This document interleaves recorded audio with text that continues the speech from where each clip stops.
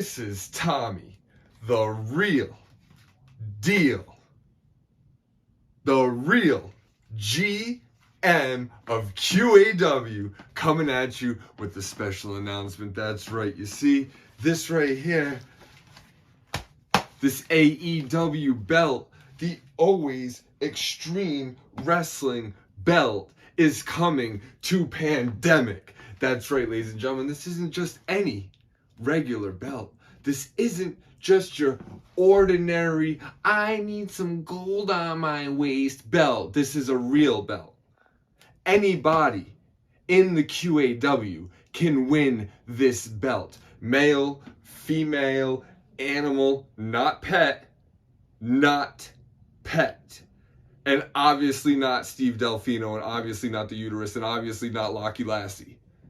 But anybody else can win this belt, you see, because this belt has to be defended at all times, 24 hours a day, 7 days a week, 365, 66 every couple years, days a week, year, whatever I was saying. Ladies and gentlemen, we are going to have our big debut match for this coming week, a fatal 4-way Extreme Rules match, because when you're fighting for the AEW championship, there's never going to be rules. We fight the way people are supposed to fight, the way the real deal fights. So ladies and gentlemen, I am excited to see who will be the first AEW champion. I am excited to see who will be the next champion after that. But more than anything, I'm excited to be your GM, and as always, my door is open to all of you, because I want to make QAW a better place.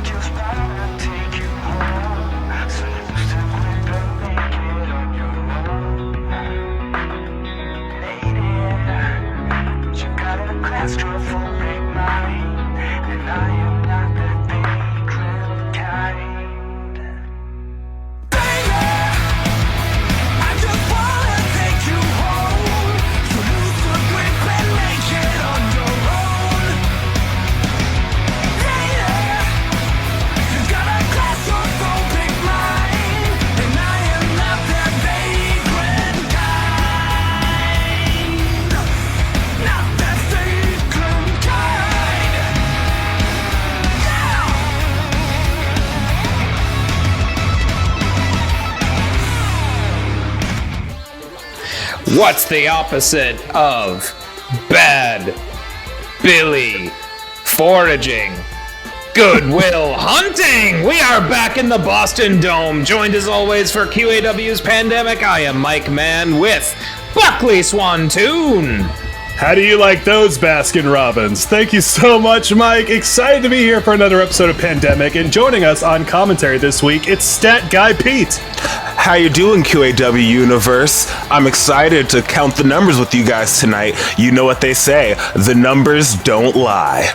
And you also know what they say, fuck Tommy Jr. We just saw he introduced a new belt up for grabs tonight, the Always Extreme Wrestling Championship, defended 24 hours a day, 7 days a week. We'll see who that first champion is. And kicking off tonight's action, it's the women! Stick around, more action ahead.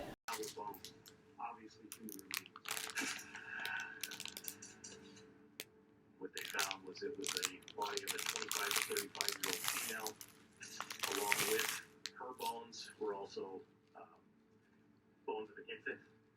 Oh, There fuck. wasn't any identification. See your body into the moonlight. Even if I try to cancel all the pictures into the mind, there's a flashing in my eyes.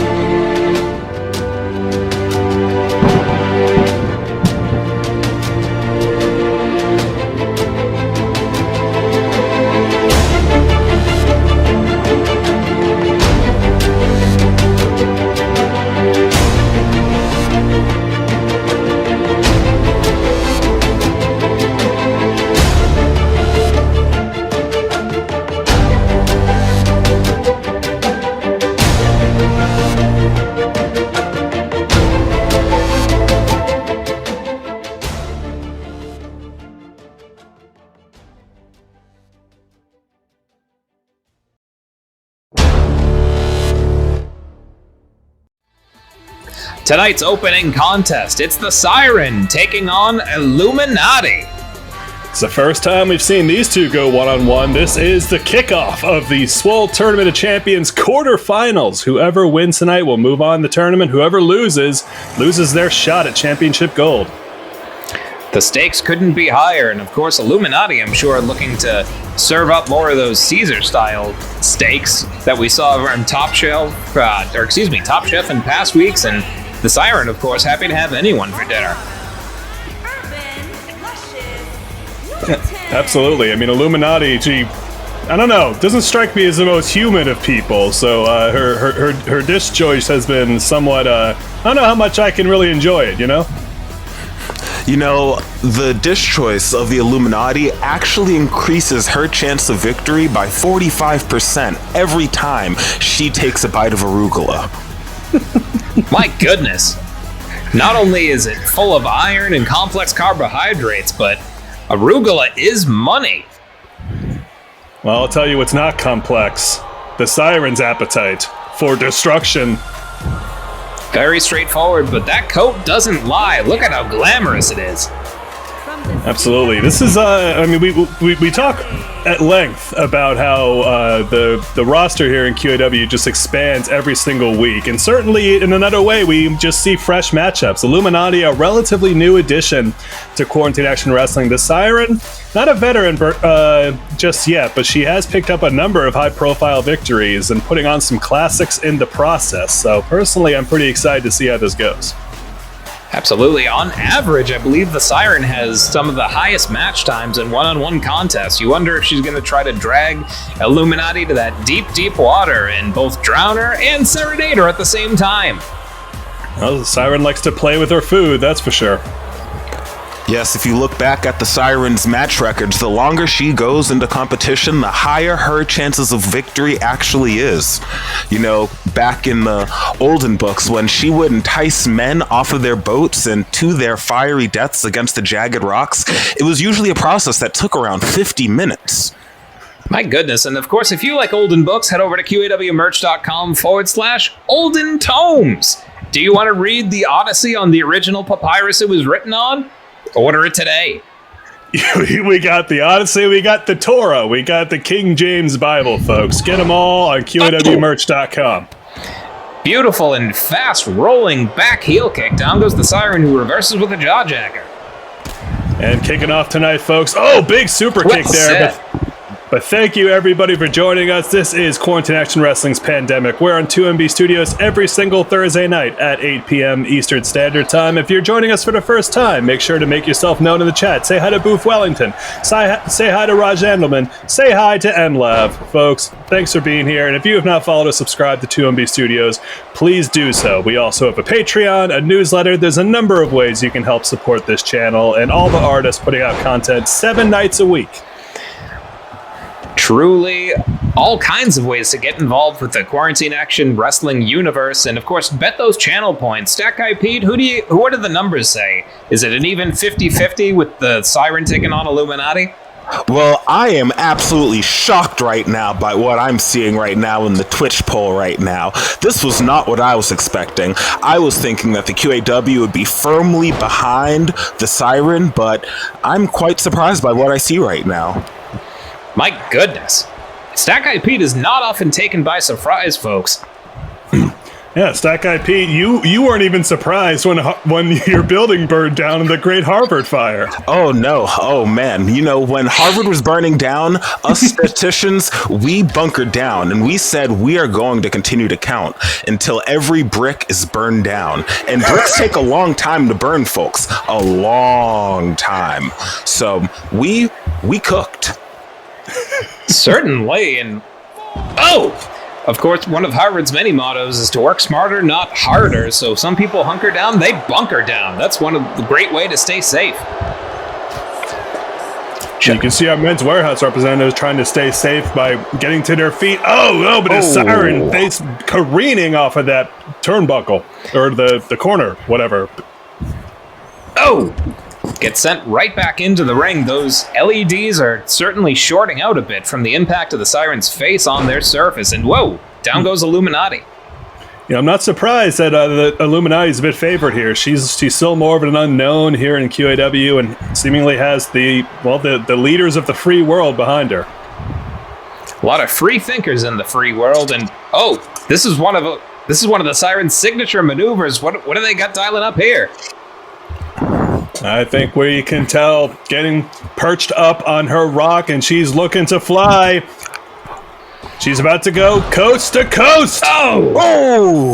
Digging the point of those boots right into the face of the Illuminati. You see, what really works about the coast to coast is when the Siren comes careening down at 30 degrees. 2. Please continue. So when the Siren comes careening down at that 30-degree angle with her feet pointed out, her opponents are just left absolutely defenseless to the mayhem that comes crashing down. One of the deadliest angles, 30 degrees. And of course, if you like the Fahrenheit scale, one of the deadliest temperatures, right below freezing. We have a handful of the Siren's hair. Now Illuminati has her up against the ropes. Siren reverses. Illuminati, impressive for body strength. Looking to hit the celebrity treatment on the Siren. Wow, the agility for a competitor of that size. That's one of the hardest ways to get famous, is to eat a move like that. And now the Siren's thinking over her life. All the decisions that led the Siren up to this point, but now hold on, blocking the Siren and the Black Widow there. Siren gonna tap. Looks like the Siren immediately able to muscle out. Great instincts there. Submission's one of the hardest victories to get here in QAW, but Illuminati not done yet, tripping her up. These are two of our most athletically gifted competitors in Quarantine Action Wrestling, and they're certainly not disappointing. The Illuminati perhaps rubbing it in a bit much, though.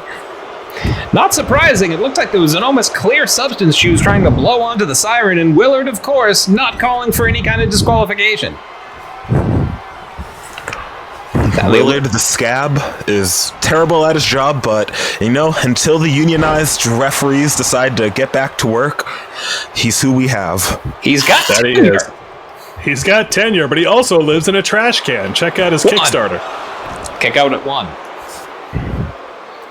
Absolutely. If he's just looking to get central AC into that metal can, and we don't tell him what, would happen if he got more money, because frankly, he doesn't need it. Well, as we saw last week when the Generation beat the Slampain Socialists, looks like they're not going to be getting health care, but now the siren popping up here, looking to put away Illuminati with the Panama Sunrise. Oh! Point of the head driven into the mat.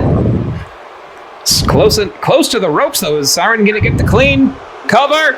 1, 2, 3. No! Oh! I swore that was a 3 count, but Willard says no, this contest continues. Stack Guy Pete, how close were we to a 3 count there? We were way too close to a 3 count there, and if some of my classmates of the Harvard class of 1962 were in that ring, that may have been a 3 count. Willard would not have passed in my Harvard class of statisticians. My goodness, maybe that's what Illuminati was blowing on the siren earlier, the ashes of your classmates. Could very well be. Most of them are dead. Well, we appreciate their hard work counting all the bricks as they burn. Well, if you want your own tank of Stack Guy Pete's classmates, make sure to check out QAWmerch.com. Blow them on your friends. Absolutely, and this is a 100% chance of deadliness. Oh, goodness. Heels right into the chest there. 1, 2, no! Again, Illuminati kicks out. What's it gonna take? It may take a referee that actually knows how to make it to the count of 3. I'm starting to doubt this referee's ability to actually make it that far. Well, don't doubt the siren going up to the top hitting this. Yes, the siren song! Beautiful double rotation moonsault. Cover. Took a second there. 1, 2, 3. Just taking a moment to admire her handiwork. The siren gets the dupe. Illuminati is out of the Swole Tournament of Champions. She is not moving on, but the Siren is. She moves on to the semifinals in her shot at becoming the #1 contender to the QAW Women's Championship held by Swole Brittles. Huge shout out to Fickle Brett, who decided we didn't need highlights, but we'll see if this next matchup is going to be chock full of them, as Jay the Prophet takes on a relative newcomer here in Quarantine Action Wrestling. Stick around! Okay.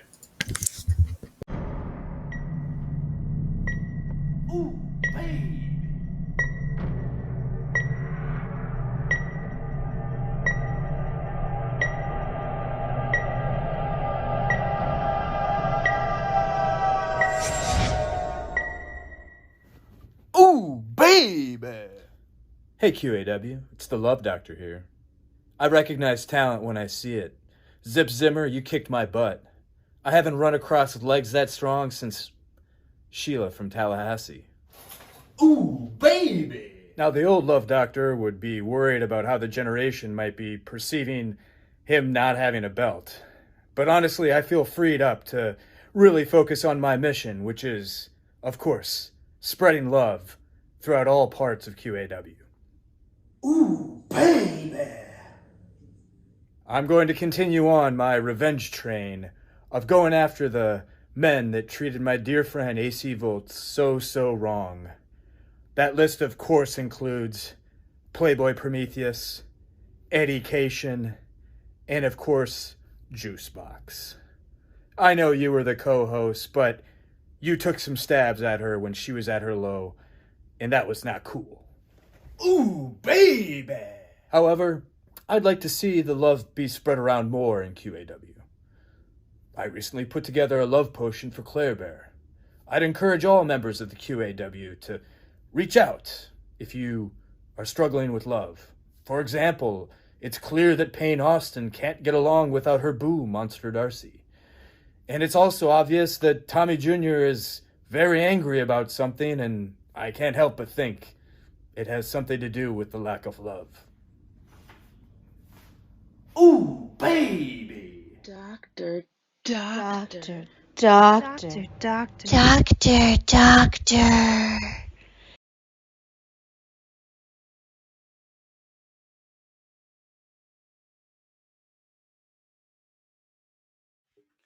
Quarantine Action Wrestling, it is I, Jay the Prophet, and I am back. Back after a win against a former champion, which you already know means I am one step closer to doing what I came to do. Make an impact. And trust me, you're going to see an impact tonight when I take on Gorathal, more like Bore with all of these Quarantine Action Wrestling stars. Well, maybe star in the making, but I think you know the star that I'm talking about. A star that shines so brightly. We stopped looking. We stopped caring. A star that shined so brightly, I don't think anybody's really noticed that they've been away for a little while. And if you're trying to figure out who I'm alluding to, I'm talking about the Punisher. I was sick of the Punisher ducking me. For months, the Punisher has been eluding me. So you know what? I went to him. I found the Punisher. I found where the Punisher lives. I know who the Punisher is. And let me tell you one thing. I don't think that sorry sack is ever gonna come back. So, with no punishment, I guess there's just profit.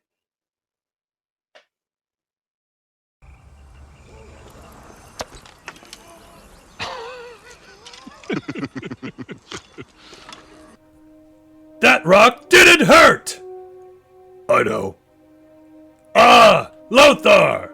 What a day it is, sitting here overlooking our tent city! Yet, I feel I search for something more! Why, Gorthal? Why must you go to QAW?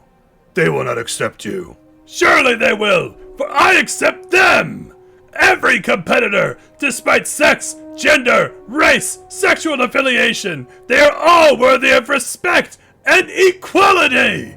And Gorthal shall fight for it! Ho! Go then, Gorthal. Fight for glory, and bring honor to yourself.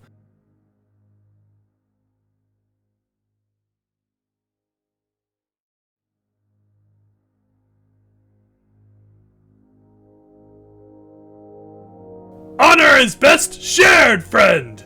Honor is best shared!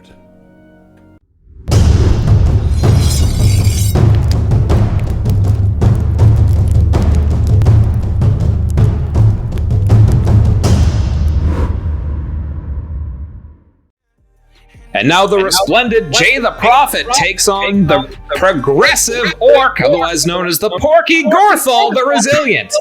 Gorthal the Resilient, an orc of the clan of Orgrim from Azeroth, he has come to QAW. He fights for all peoples and all people's equality and love.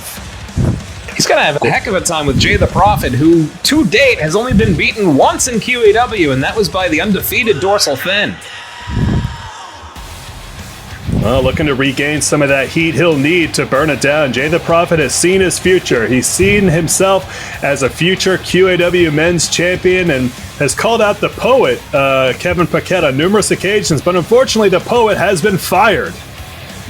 I understand that he's coalescing in Waldo Emerson's cabin out in the woods, writing new verses.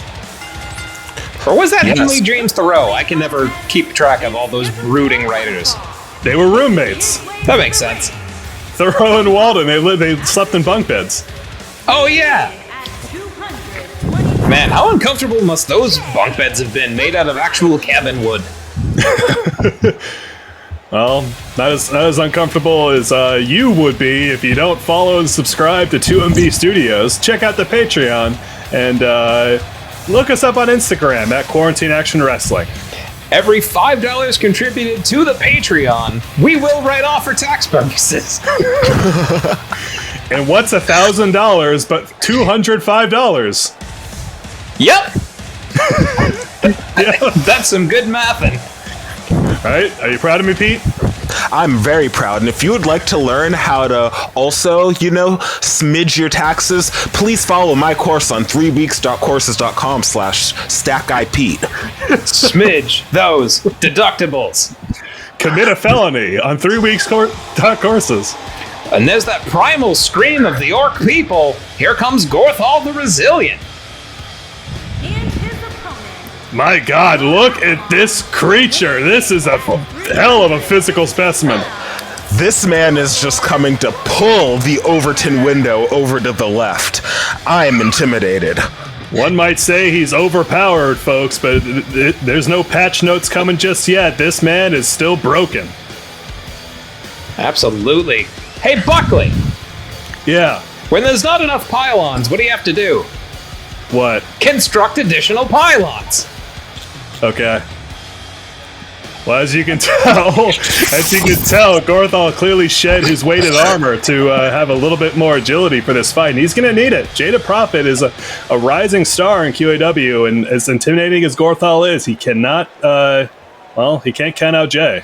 He's got a greenish hue to his skin as well. I can't remember who he reminds me of.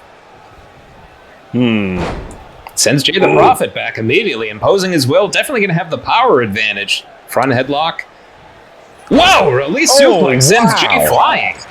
Across the ring, a solid 6 feet. Jay, it's not looking good for Jay. Now locks in a Magna Claw here. I'm deathly surprised here. I did not think Jay the Prophet was going to be this caught off guard. Oh, no. Pete, what would you guess is the weight of that orc? That orc has got to weigh at least 312 pounds, and that's on a Tuesday. Now, in this match, he's pushing hold on, Jay just rolled him up. 1, 2, 3, oh my... What? Jay got him! Jay just snuck a win out there from Gorthal. Wow, impressive stuff. He tracked the beefy shoulders of Gorthal, one of those beefy orcs he likes so much, right to the mat for a 3. Wow, did not see that coming. Goodness, I mean, this match just got started. I didn't even bother with the count. I didn't think it'd be over so soon. Well, Gorthal clearly upset, but you can already hear him, almost a tone of, laughing in his voice there. Either way, Jay picks up a victory, and Gorthal is in QAW. Fuck! Shit.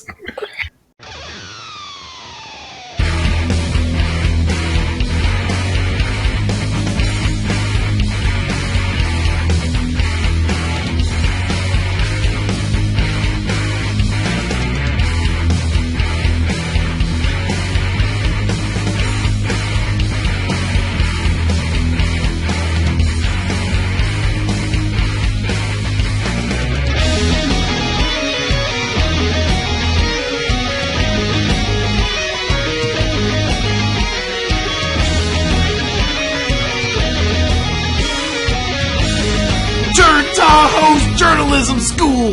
Climb the 3rd tree on the left in the backyard of the Governor New Jersey secret compound. Tell them Turd sent you to learn about journalisms.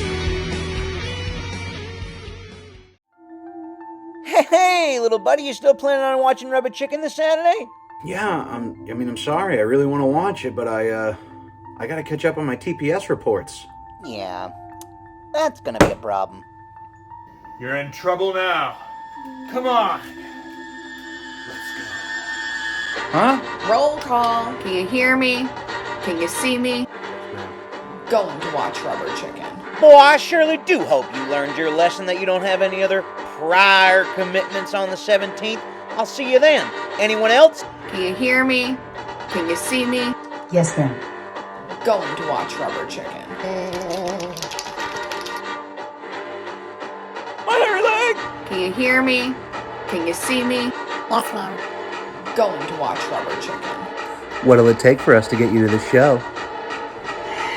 Ass to ass. Almost showtime. Can you hear me? Can you see me? Yes, Better fix them manners right quick, boy! yes, ma'am. Okay for Rubber Chicken, April 17th at 10 p.m. What's the problem with this one? Believe it or not, he said he had something else to do. Oh, I think we can fix that.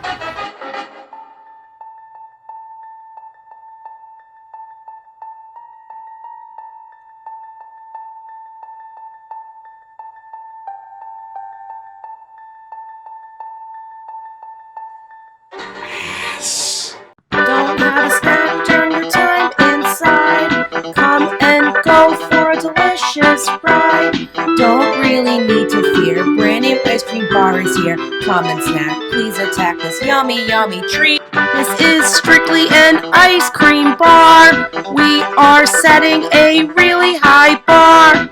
Everybody loves it, and it's really good.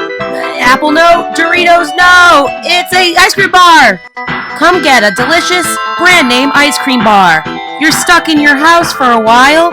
You might as well enjoy all the goodness.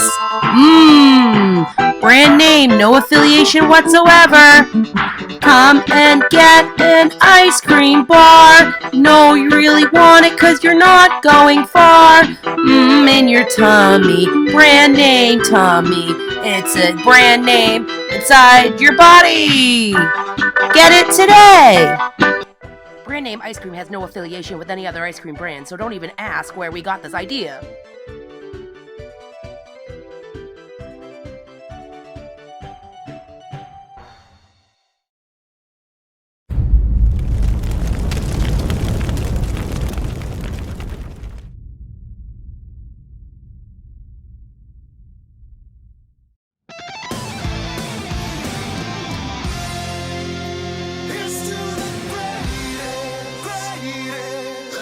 Dear Commissioner Jr., does the dragon count as a pet, thereby subjecting him to firing as per the new anti-pet mandate filed by your office? Inquiringly, El Mejor Luchador, God of Fire. And send! This is a very interesting case, and as I think about it and it goes under further review, I feel as if the dragon has not been pet. Therefore, the dragon cannot be a pet. However, if Wayne King continues to handle the dragon as such and pets the dragon, he will become a pet and will be officially fired. Wanking is petting the dragon? Did you hear that, REM's Michael Stipe? Wanking is petting your dragon. Wanking is petting my dragon. Well, look, Wayne, these calls are never easy to make. You've been stroking so much interest in the God of Fire. That clown isn't in Athens, and I think you had a firm hand in beating it off. We both knew bringing Herald Knights to a mass audience was a masturbatory fantasy, though. You're fired. No, it's not a pun.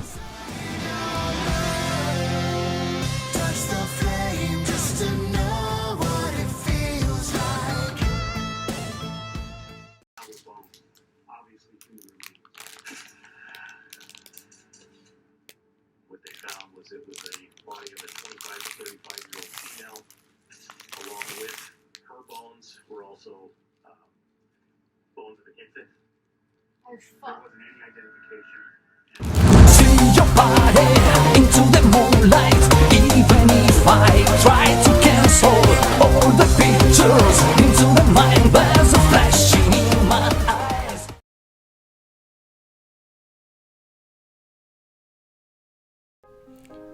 Dear Diary, January 28th. Hello, it is me, Queen Baby Powers, and I want to tell you that I lost tonight, but I also fell in love with a monster.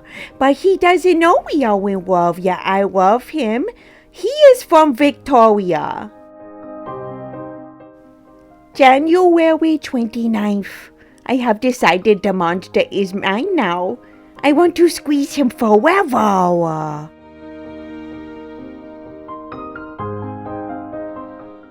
Do they call it French toast because you are supposed to tongue kiss the bread? Yahoo Answers won't say. Wow! I won Monster Darcy! February 15th. Monster Darcy is very shy. I thought we would be cuddle buddies, but I think he might miss Payne Austin. What is a heart for? March 24th. We have a tag match tomorrow and I cannot find AC Rose. I hope she is okay. March 25th. AC Rose no show and I roast. She can never make it up to me.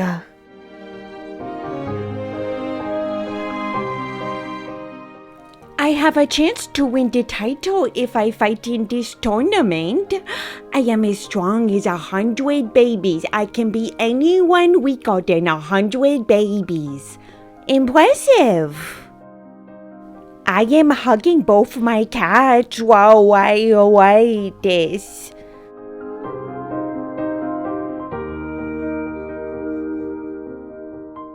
April 10th. Where is my cake? Yum. Or a hug. Monster Darcy has stopped running away, but seems to be writing a lot by candlelight about freedom and liberty and man's free will. Silly! April 14th. I am fighting Cold Cashin this week. She is tall and has red hair and can sing good. Maybe we can be friends after I like friends.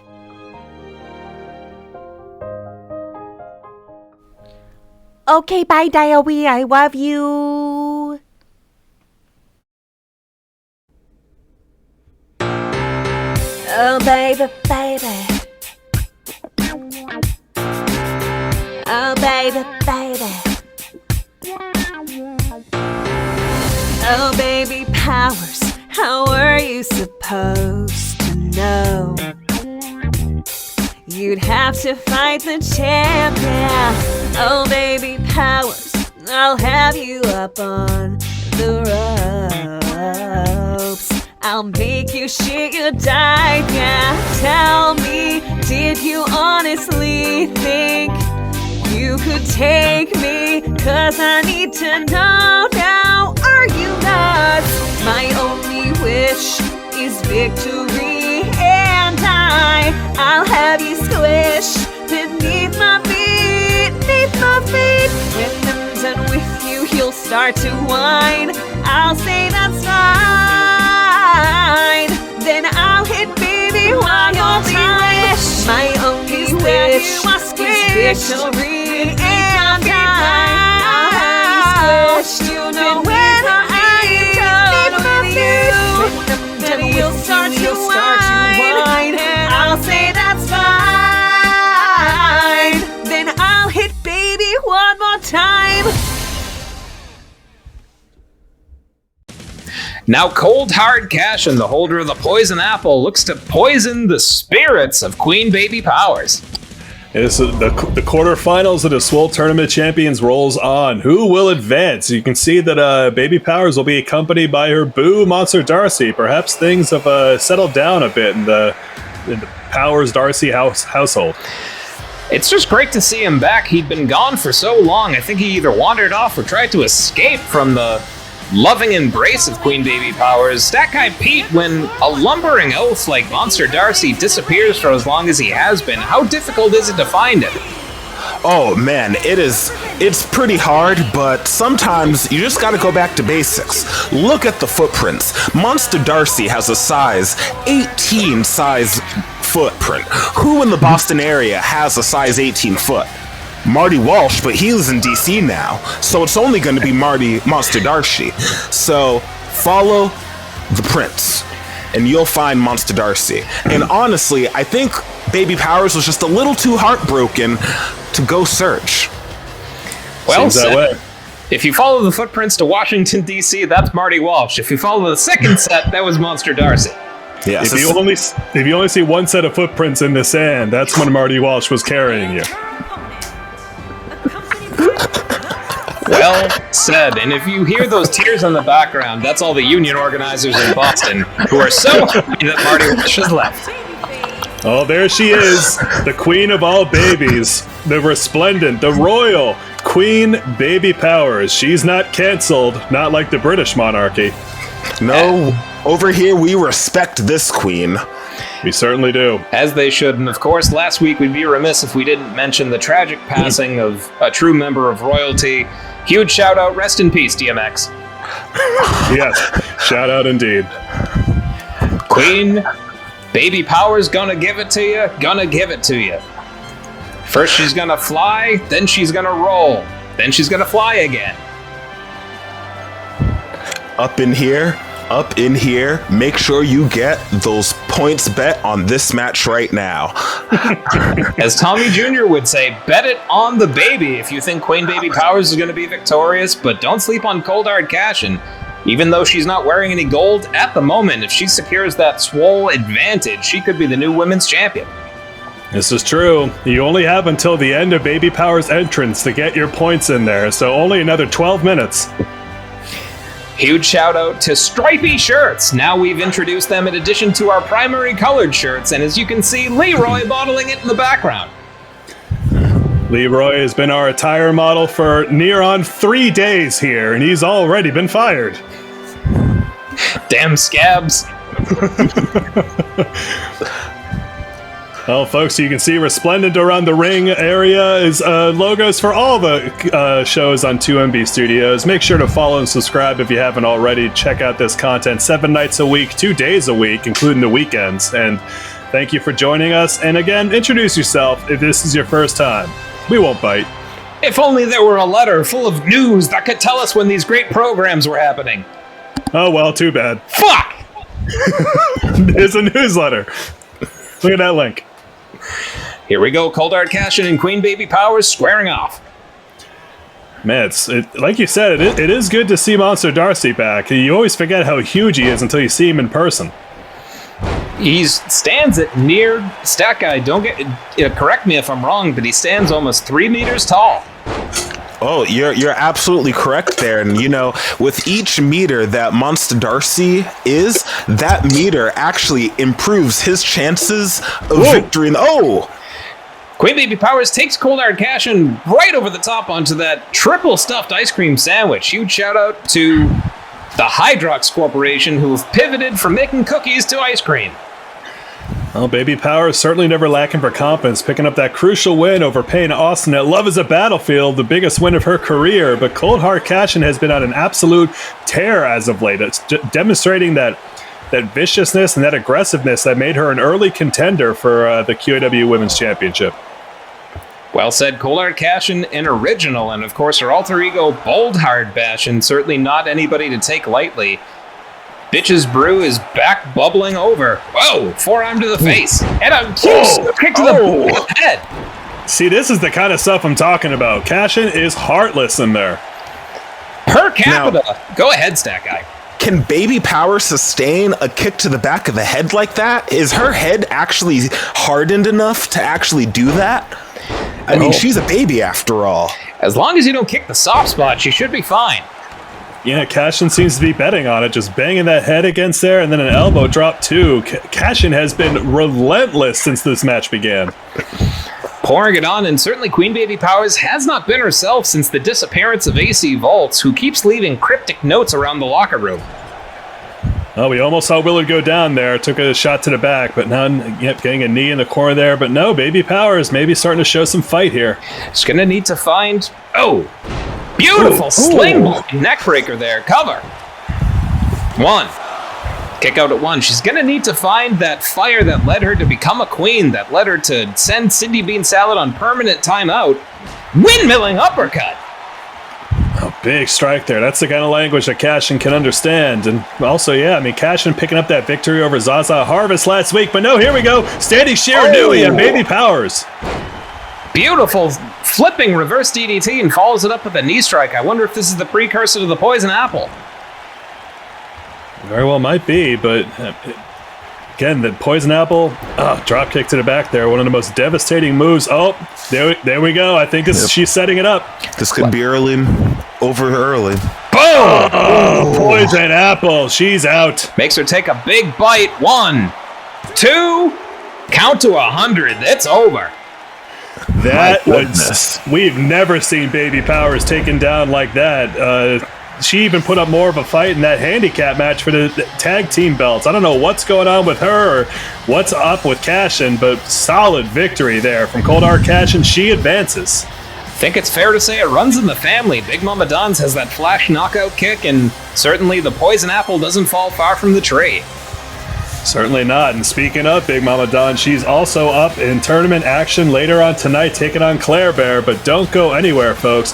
Right after this, it's the debut of the newest championship belt in Quarantine Action Wrestling, the Always Extreme Wrestling Championship. Folks, this belt is on the line 24 hours a day, 7 days a week, open to any competitor in QAW. And we're about to see who the inaugural champion is next.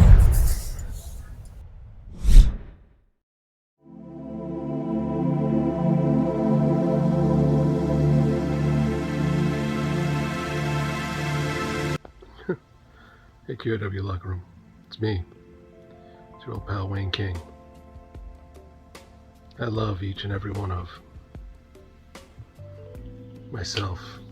But I was given a task to teach a beast the art of self-love.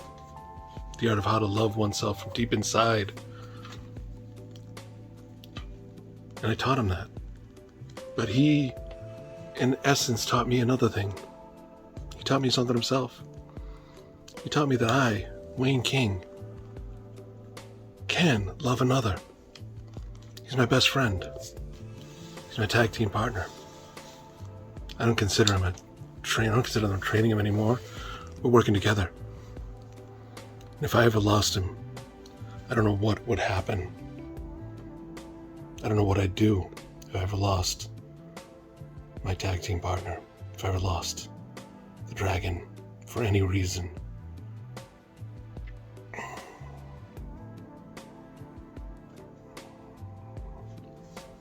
Anyways, I guess what I gotta say is, tag team division, you're on notice. Because if you're not wanking enough, and if you're not dragging yourself up through the depths, you're not gonna win. Bye.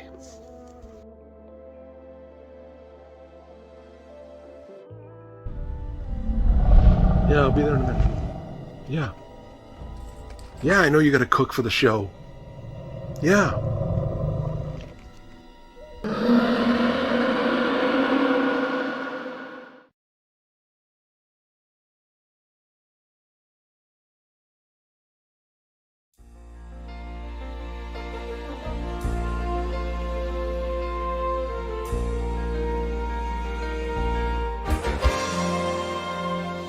New Jersey, each day.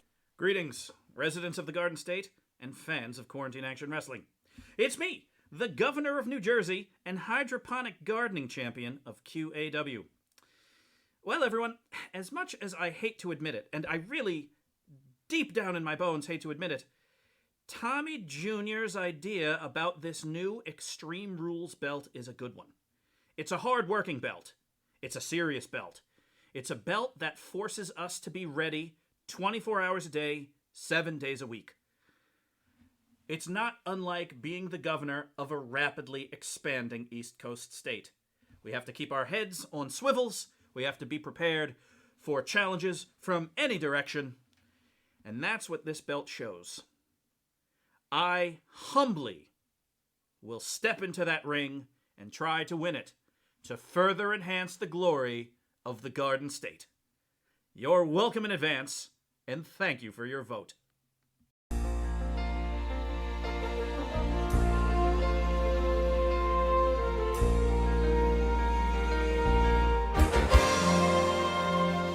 New Jersey, each day your beauty shines from farmland to the shore.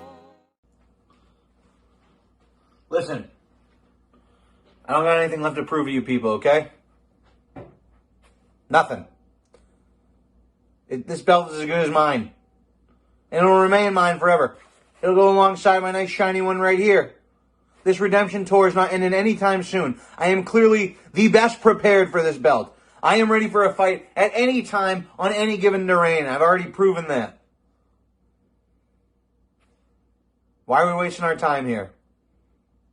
Not to mention the fact I got a little extra motivation in this match. Hey, Governor. Remember when you sent me on a tailspin a couple months ago? I've got some stuff in store for you. But we'll talk about that afterwards. QAW. A new belt is on the horizon, and I've been tasked by the Shadow Commission, who has partnered with Shutterstock for this endeavor. Public facing, you know, have to have a good branding. But I digress. I've been tasked on my first official mission as the public face of the Shadow Commission to procure the new belt. The always extreme hardcore belt this Thursday in a 4-way elimination match. 1, 2, 3, 8 competitors. It doesn't matter. The commission wants the belt, and the commission gets what they want.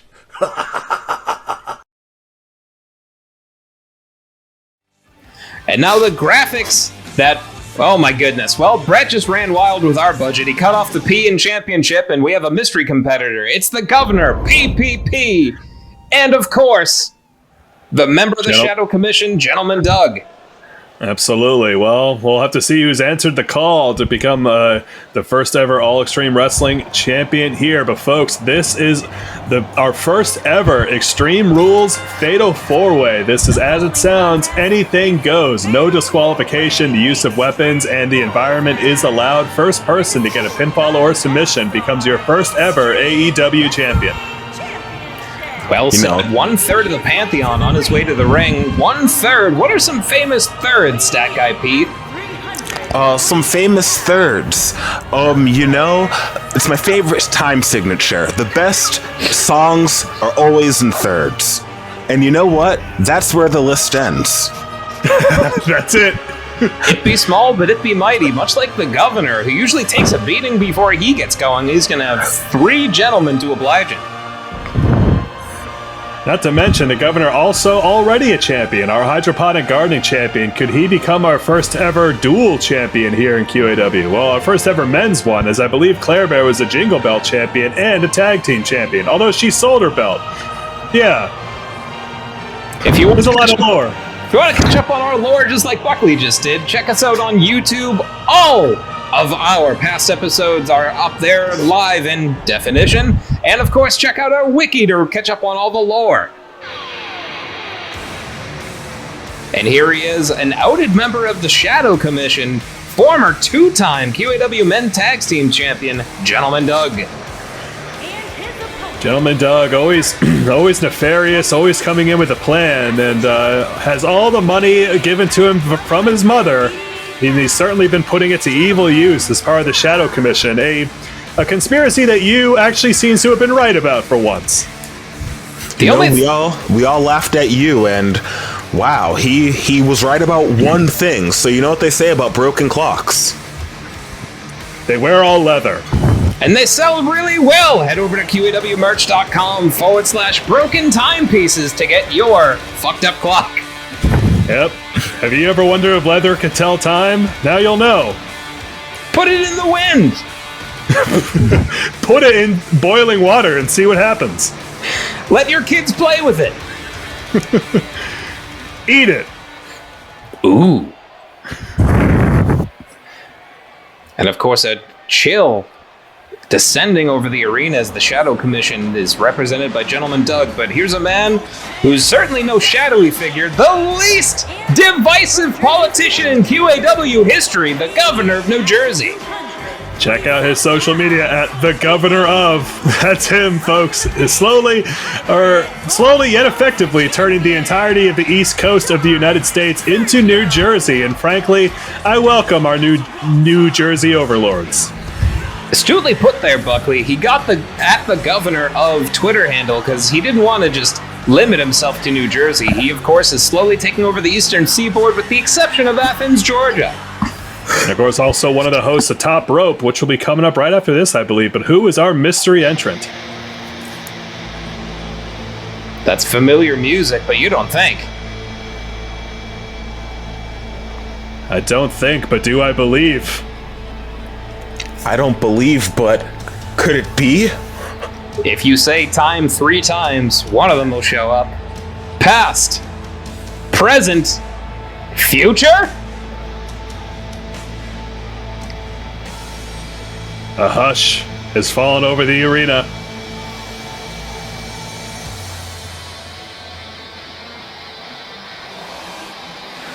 He's back! The future has returned, folks. Rich Dembowski is back after unsuccessfully claiming the Hardcore Championship from the Love Doctor at Love is a Battlefield, but you put out that goal, and the future is going to come for it. He is back in QAW. Took some time off, we understand, to enjoy in the continental U.S. the largest Dave & Buster's, celebrating a birthday recently. Happy birthday, Future. He celebrated his birthday for 2 months. Who wouldn't? I personally have spent 2 months in Dave & Buster's for research purposes, and let me tell you, when you come out, you are a rejuvenated man. You are a new person. And what Rich Dembowski is about to bring to this match after spending 8 straight weeks in a Dave & Buster's is quite unprecedented, ladies and gentlemen. You better bet all your channel points on Rich, which I don't think is possible on Twitch, because you can't bet on 4-person matches. But you should put all of your belief into Rich Dembowski, because he is carrying the spirit of Dave and the tokens of Busters in his pockets right now. Any financial advisor will tell you that the only thing better than hard currency is belief. Fuck Bitcoin, get Dave & Buster's tokens. Invest in Future Coin. Or if you'd like to get crypto, invest in Don't Touch Our Bucks, the official cryptocurrency. Oh my god, there's the AEW title. Willard hates it. Look at how detailed it is. My goodness. Well, unfortunately, Karen can't compute more than one person or 2 people fighting for a title, so we're going to skip that part. Okay. And here we go. Rising knee there. Down goes Gentleman Doug. The Future looking to get started right. What the hell has Bradley been teaching her? The silent trick, apparently. Oh, running knee just shaken off by the Future, who, gets sent over the top rope, and the Governor dismantling PP. The two of them have a history. They certainly do, folks. We're seeing 3 powerhouses and 1 mastermind in the ring here. I feel like Gentleman Doug might have the advantage here solely off of, his uniqueness. Absolutely. You know, as someone that never made varsity and was constantly shoved into lockers, I had to persevere somehow. And as someone that was never seen as a powerhouse, I think that Gentleman Doug may have the advantage here. Well, as they say, if you can't be a powerhouse, be a burning house. Rest in peace to my classmates of the Harvard class of 1962. My goodness. Shout out to the varsity statistician squad. Rising knee there from Playboy to the Future, as looks like Gentleman Doug and the Governor doing some dirty business on the outside. Man, don't you miss those high school days when you could go to the down goes Willard. Don't you miss those high school days when you could all meet up at the statistician meet, and you meet your best gal and you ask her to prom? You ask her if you can go steady. You both have 2 straws inside a malt. Yep. Oh, boot to the midsection. People are roller skating for some reason. Everyone's hair in ponytails, even the guys. Matthew McConaughey is there. That's one of the things I love about QAW. The competitors. Oh my goodness. Now, ladies and gentlemen, I just want to remind you that this title can be defended at any time of the day. And of all the titles in QAW, as Stat Guy Pete, this one is my favorite because there are over 80,000 seconds in a day, which means that this title could change hands nearly 30,000 times in a single day. And if that were to happen...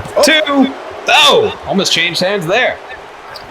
Now, if the title changes hands, if we're talking at least 20,000 times, the statisticians who have been out of work for many years because this is not a lucrative business, we can finally pay the bills.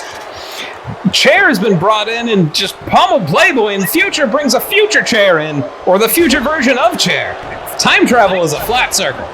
Oh my god, Playboy just getting hammered by that chair, but then he gets knocked out of his hands there. But yeah, like you were saying, Pete, this title is up for grabs. It doesn't even have to be in an official QAW match. If you're the AEW champion, you are it every second of the day.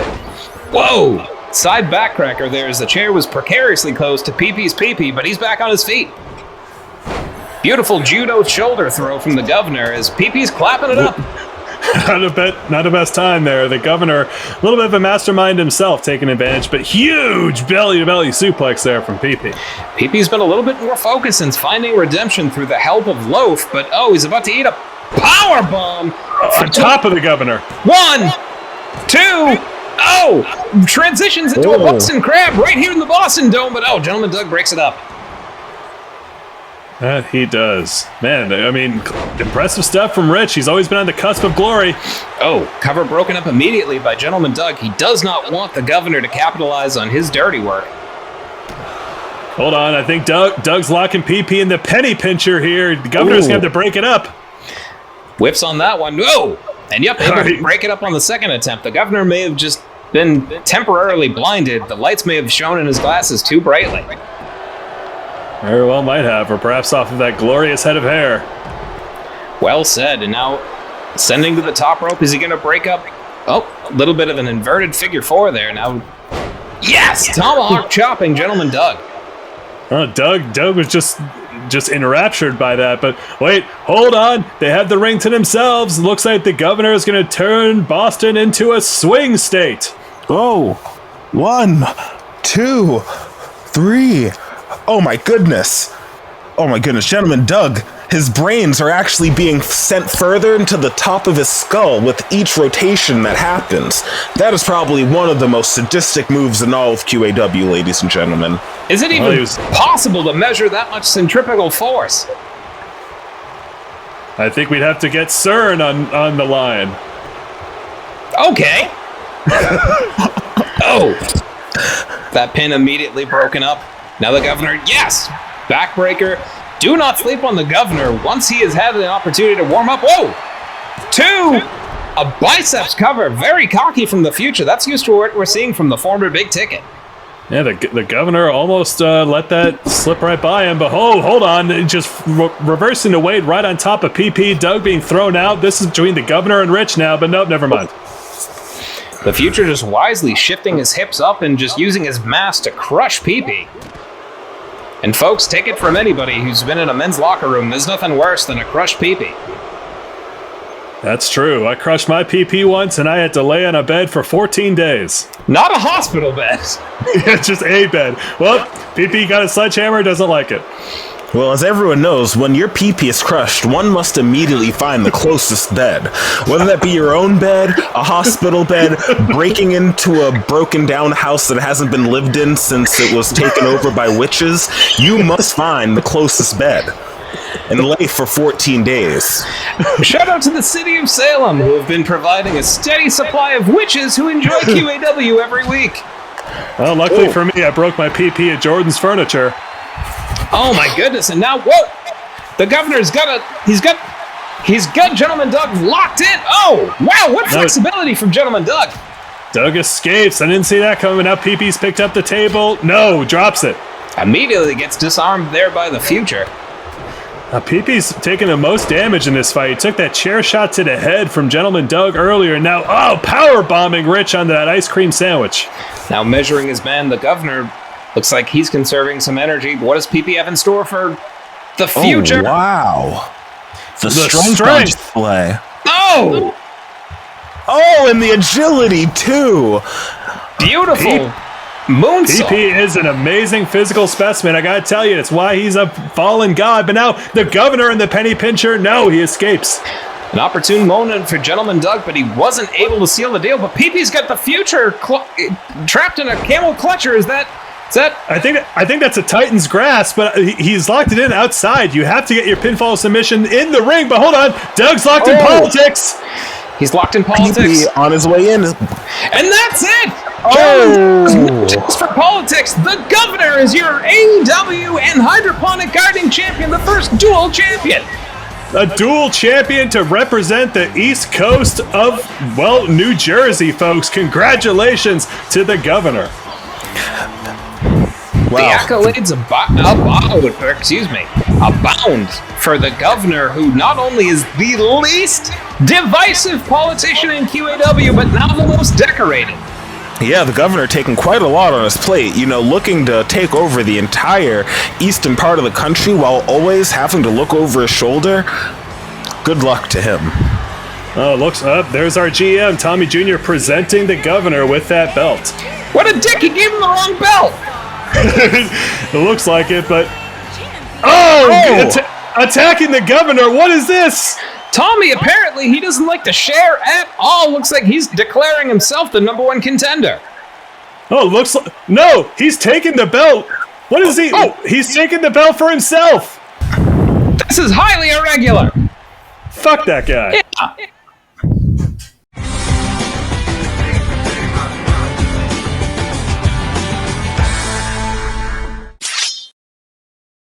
Previously on Top Rope. Earrings.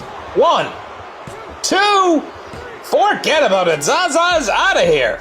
Who else did that more than Playboy Prometheus, the winner? We have to give it to you. The Dragon and Juice Box. Please pack your singlets and head to the ring.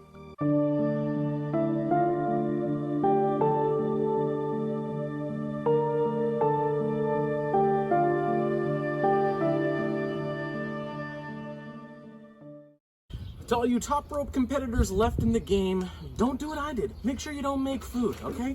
These are the 3 judges, 3 little weenies. This is what I should have done. I'm fucking hot. Sip, sip. Greetings, residents of the Garden State, fans of Quarantine Action Wrestling, and fans of the great cooking shows in sports entertainment. It's me, the governor of New Jersey, welcoming you back to this week's Top Rope. I am joined, as always, by my fellow judges, Scobie and TVD. Now, thank you all for joining us in our first couple of weeks, and we are back in week 3. For those of you that are just joining us, you have already been caught up with our previously on. Speaking of, Juicebox, thank you so much for thinking about us as you did even more cooking. Anyway, it is time for this week's challenge. And this week's challenge comes from our guest judge. You, not you at home, but you, the wrestler and conspiracy theorist. You, the floor is yours. What must our cooks do this week? Greetings, wrestlers. I am you, face and spokesperson for the clandestine organization UNI. In this role, I orchestrate the release of secret information in the form of U-drops. These U-drops contain a series of inscrutable clues referred to as breadcrumbs. True fans of the QAW are then able to take these breadcrumbs and interpret them in a process known as baking. And so I am here to present you with the Top Rope Baking Challenge. I have delivered each of you your very own U-drop, a secret ingredient that you must find and use as the premise for your very own base. Very interesting. Yes, indeed. Yes, indeed. There you have it, wrestlers. Search your residences for these U-drops and use those secret ingredients to put together a dish. Best of luck out there, and we cannot wait to see what you come up with. This week's challenge is to make a steak. I have the perfect secret ingredient for that. This one's for you.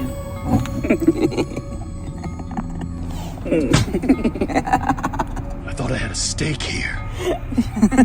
Where the fuck is my steak? What the? Damn you, D-Money! I guess Juicebox should take notes. I think this needs a garnish.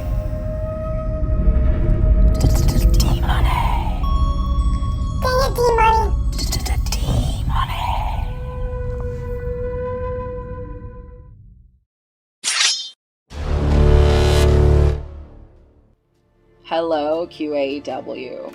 I'm so excited to be back for the second round of Top Rope. I'm sure you'll find my dish will be one of the most elite in the league. Speaking of elite, now for a word from my sponsor. The Illuminati boasts hundreds of members worldwide, including top politicians and A-list celebrities. Are you interested in world domination? How about a seat on the End of Days arc? All you have to do is beat me in a one-on-one match and your application will be submitted. The Illuminati. When you're here, you're family. Also, you left this package of Oreos on my doorstep, so I made this Oreo thing. I don't really like it, but apparently humans do. I mean, you know, people do. What the fuck is going on here? Something shows up in my garden. What's all this then? What's all these purple little flowers? Is it plant? Flowers in the garden. Must be that stupid you leaving something for me. What am I meant to do with this? Fucking make something for Top Rope? I haven't bloody got time for this.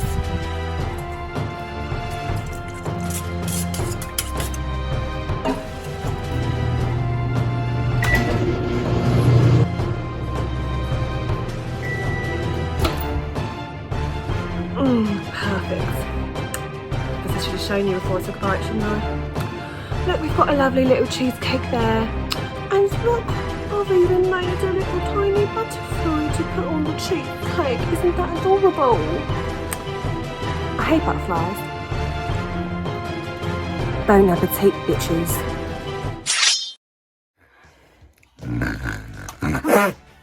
Oh, fuck. What? The fuck?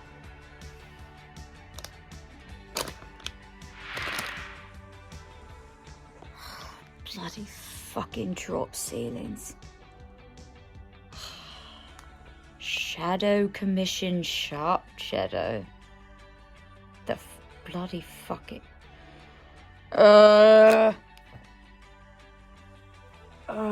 got a migraine. Hold on then. Oh, I know what to fucking do with this.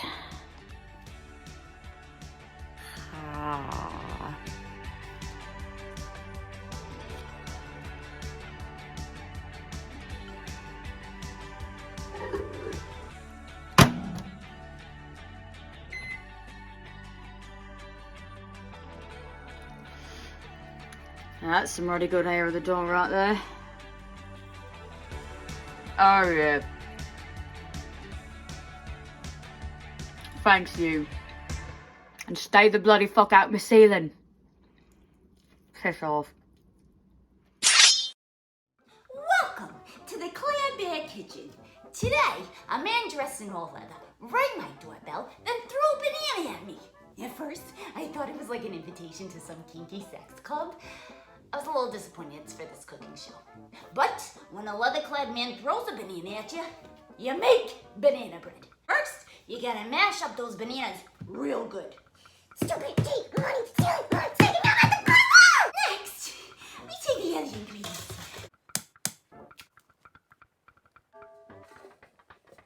We gotta mix them up real good. See, I got this special mixer for this one. Oh yeah. You're gonna cook it for about 50 minutes in the oven. And voila! That's that good shit right there. Now, who needs to be fucking a banana hammock when you got some fucking delicious banana bread? Am I right? It's better than sex. I swear to God. I swear to God, it really is.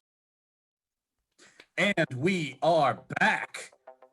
Wrestlers, cooks, magnificent work interpreting the U drops from your guest judge, you. What you have all done is both creative and delicious. I personally was incredibly impressed with every single dish that I saw.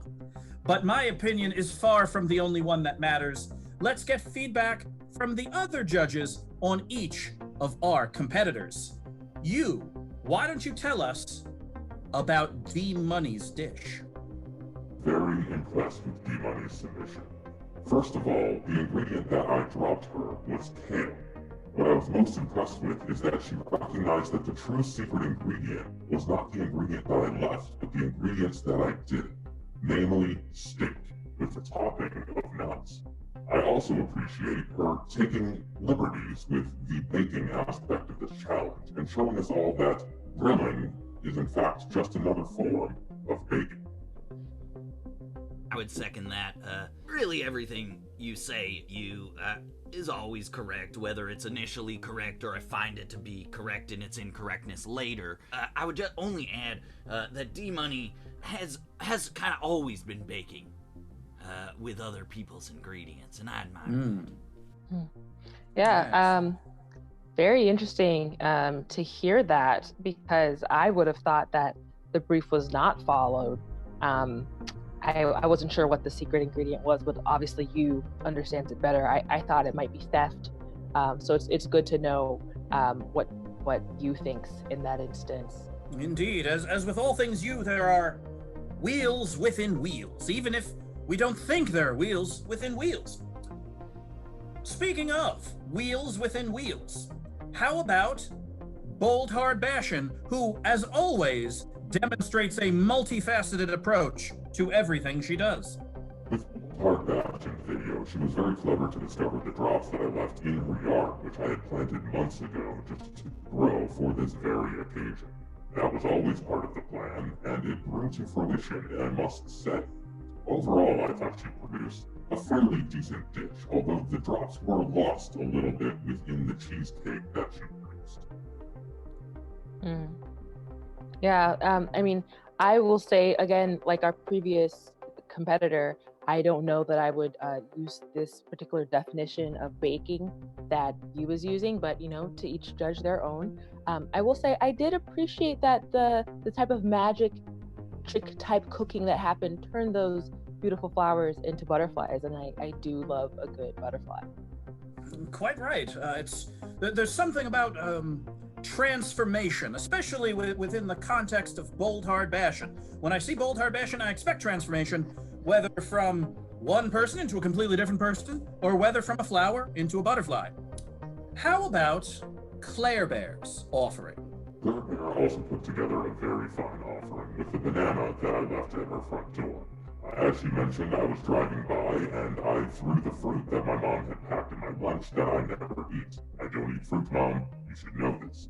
So I threw it at her door thinking that she would find something more useful to do with it. I really liked the aggression with which she processed the banana. The way she really punched it into submission, I think, really speaks to her talent as a wrestler and as a baker. A fair assessment, you. I, as always, am a very big fan of when the dish reflects not just the challenge, but the wrestler. And this dish and the video that showcased it showcased humor, aggression, assertiveness, and innuendo. And those are all tools in the Claire Bear toolbox. So I was incredibly impressed through and through. What of Delia Payne? Delia Payne's video started very strong with the Shadow Commission sharp cheddar. I really liked the way that she immediately started eating the sharp cheddar, as in symbolism for eating the Shadow Commission, which of course is my life's vocation. But then she took that sharp cheddar and put it on top of a burrito, suggesting that the Shadow Commission enhanced the burrito. The Shadow Commission makes nothing better. Huh. Well, I don't know that I understood any of that, but as cheese is a neighbor to me, bacteria and whatnot, I was happy to see that as an ingredient. But I gotta say, we have rules for a reason, and that video was 19 seconds over. Finally, we have one more competitor, a particularly interesting approach from Illuminati. Your thoughts? Illuminati really used her opportunity more to showcase her secret organization than actually any baking to speak of. That said, as a member of a clandestine organization myself, it can be very difficult to get your message out there, and it's important to take advantage of the opportunities presented. That said, the organization that she is a member of does not seem about exposing the truth, but rather about hiding the truth. And that is not a mission statement that I can reward. My perspective on what Illuminati had to do here. I did want to eat the food that she made, so when I ate it, it was what I wanted to do. But I was, on my side, a little bothered that about 45 of her 60 seconds on our television program were used for advertising her own goals. Was Illuminati using our show as a conduit for her own aims? Or was she truly hoping to win this week? It's as inscrutable as this entire week was, what with challenges and uncertainty and conspiracy. Well, as always, we have a very difficult set of deliberations to engage in. The deliberation is complete. I believe that we have a clear winner, and the incredibly fun job of announcing that clear winner goes to Scobie. Thank you so much. I'm always kind of on the edge of my seat trying to see who is going to be able to have that privilege. Even though this one had a couple things that aren't, quite the Scobie way, I have to say they really pulled it out with that dish they served today. So I'd like to announce that the winner of this round goes to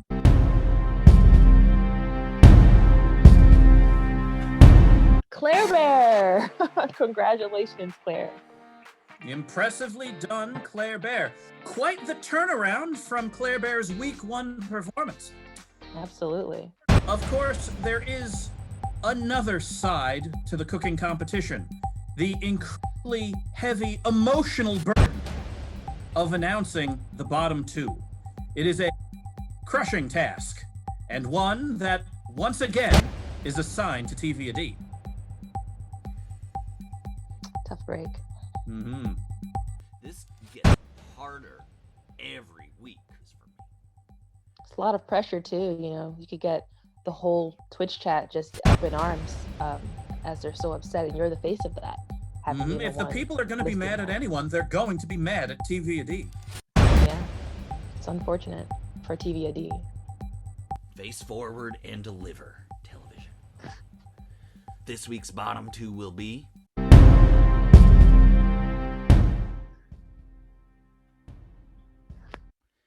Delia Payne and Illuminati. Please pack your singlets and head to the ring. Well, there you have it, everyone. The news has been delivered. But thank you, as always, for joining us for this episode of Top Rope. Thank you especially to my fellow judges, Scobie and TVAD, and a very special thank you to our guest judge, you. To everyone else, welcome in advance, and we'll see you next week, right here on Top Rope. Next time on Top Rope. It's when someone says stay in place, you don't move. Well, this is certainly a surprise Illuminati tasked with wrestling twice in one night. She is in the bottom 2 for this week's Top Rope. And there she is, taking to the ring again, and Delia Payne, who we were scheduled to see in the main event, also tasked with keeping her spot in Top Rope. Top Chef. Unfortunately, yeah, this is very unlucky for Illuminati, taking that loss by the Siren earlier and eliminated from the Swole Tournament of Champions. Now having to fight again for her spot in top rope. Man, 2 elimination matches in one night. That has got to be weighing down on her confidence right now. Certainly, there's Delia. Certainly has to be tasking. And of course, it's 50-50 your odds of winning any matchup, but you got to think the odds are certainly in Delia's favor. With Cold Hard Cashin being victorious earlier and Illuminati already being worn down from an earlier contest. Absolutely. I mean, we'll have to see if Illuminati can pull out something special here. But yeah, this isn't a good look for Delia Payne either. Like you said, Mike, she's in the main event tonight. Her Swole Tournament Champions quarterfinals match is the main event against Payne Austin, her eternal rival. I think the key to victory tonight lies in Delia Payne's victory juice. Now, fellas, let me let you in on a little secret. I won a tetherball tournament last week by drinking Delia's victory juice beforehand, and let me tell you, the way that ball swung around the pole, it was crazy. The victory juice works, folks. If Delia took a swig, she may be in for a W tonight. Well, time will tell, and we believe that Delia is always on that victory juice. And of course, if you like swinging poles, check out her Fans Only for cocktail recipes and all the ridiculous tattoos she's put on Buckley. Yep. I look like a creative video game character in a serious cutscene. Did you ever wonder what a tribal tattoo would look like if it came to life? Buckley Swantoon! Well, propping up Illuminati on the top there. God, Illuminati is tired, but what does Delia have in store? Oh! Drops her face first with a Tower of London. Shout out to Nigel McGuinness, her countryman. And now throwing her against, traveling to Spain, Spanish Bomb. Sayonara. 1, 2, kick out at 2.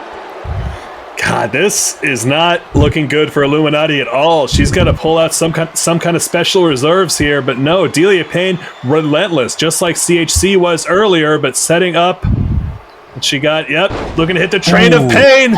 A new variation on old classic. 1, 2, kick out at 2. Illuminati is tough. She's kicked out of a lot tonight, putting up a hell of an effort against the Siren even, but she can't seem to get that offense clicking. Certainly, and of course, this is the danger of putting too many eggs in one basket, as Zaza Harvest would tell you. Down goes Delia's beautiful Uranagi's plants her. Yeah, so far, we've eliminated from top rope. We've seen Zaza Harvest and Juicebox in a shocking upset last week against the Dragon. And, we'll have to see who joins them in the house of shit food. Yeah, every eliminated person from top rope has to spend 14 days eating gruel while attending to someone who is having their pee-pee healed on a bed. They knew the rules when they signed the contracts. Shout out to Geek McGee, who got that written up in legalese for us. Shout out to Geek McGee. And now I'm just going to ask everyone to get up out of their seats and just hit a quick geek shuffle real quick. Because the work that Geek McGee has done for QAW is immeasurable. Get up there, pull up those socks. Absolutely, and of course, managing a brand as illustrious as KTD sometimes is a full-time job, so we send all of our best wishes to the KTD brand, and of course, pull up those socks and do the Geek McGee shuffle. Illuminati seems to be getting something going here. Look at that spin around Tornado DDT there, throwing Delia for a loop, but not for long. Like you said, Buckley, she's going to need to pull out the stops and any special reserves. She's going to need to drain them if she has any hope of taking on a competitor like Delia. Yeah, whether she's we're stuck in a corner there. He probably liked it. Sex pest.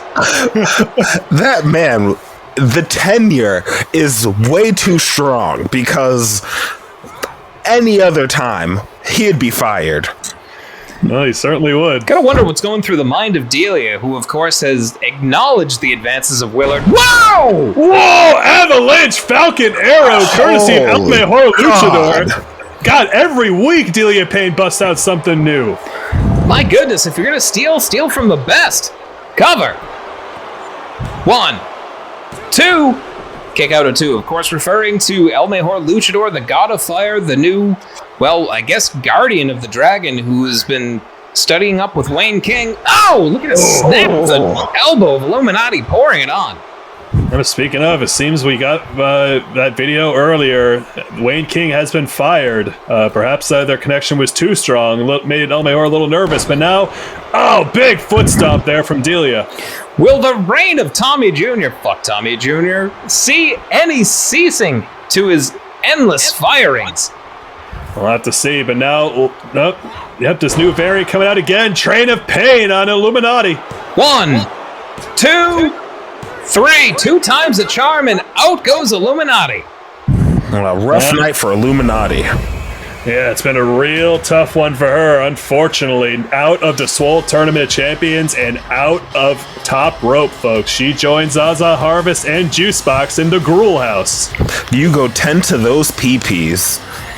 Well, folks, the QAW Women's Division is a veritable shark tank of sharp-toothed competitors, and the only person who I think would be man enough to man it would be Dorsal Finn, but of course, we only have one intergender title here in QAW, and that's the AEW title, which I understand could potentially be held in abeyance thanks to Tommy Jr.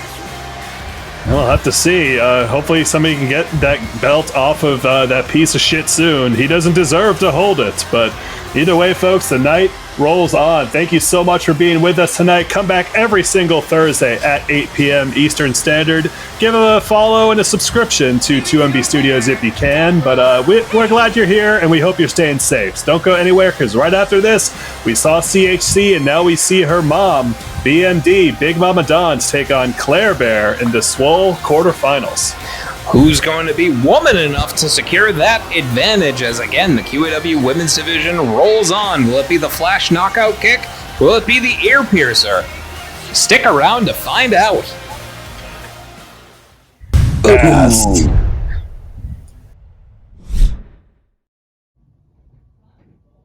You chumps didn't think the real deal was gonna let somebody else have this belt, did you? Oh no, it is mine, all mine, and I dare one of you chumps to try and come and take it for me, because I'll be on guard 24/7, 365. So you wanna know what?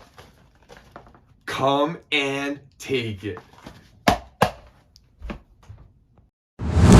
Your body into the moonlight, even if I try to cancel all the pictures into the mind, there's a flashing in my eyes.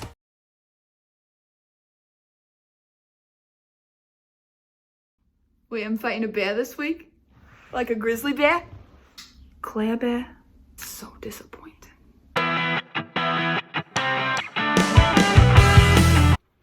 Claire Bear, you've disappointed me, okay?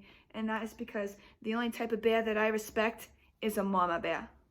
And for that, I'm gonna go do some arts and crafts to cheer me up.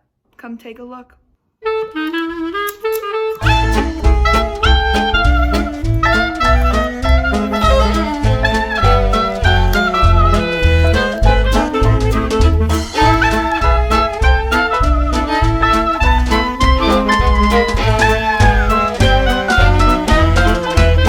Disappointing week for me.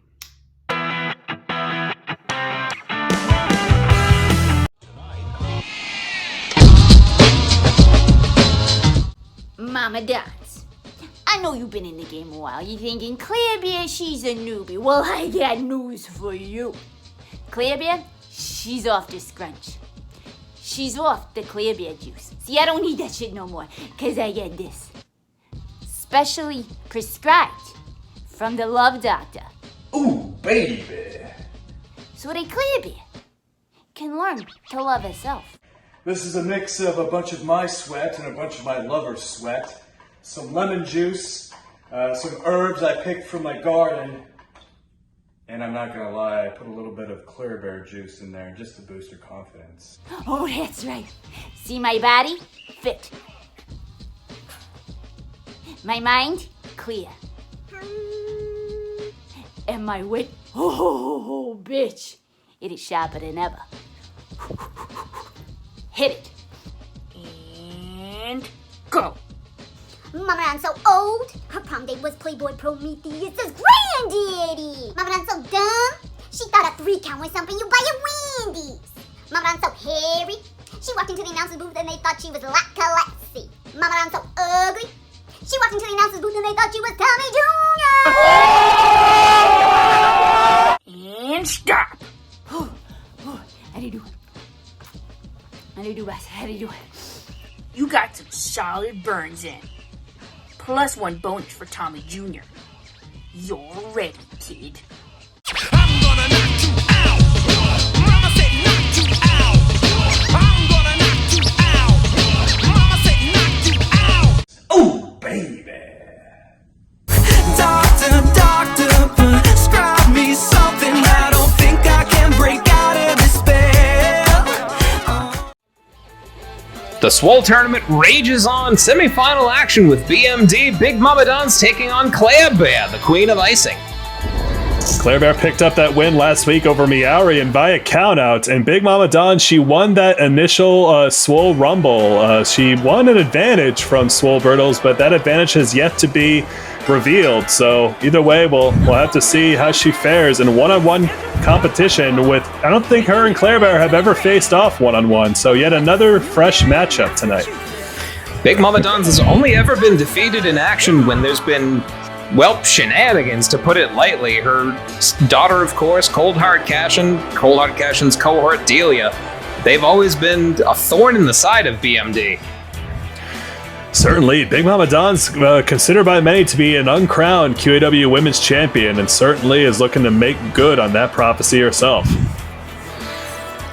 And it's a funny way of prophecies finding themselves to be proven true. We mentioned you earlier being right about the Shadow Commission.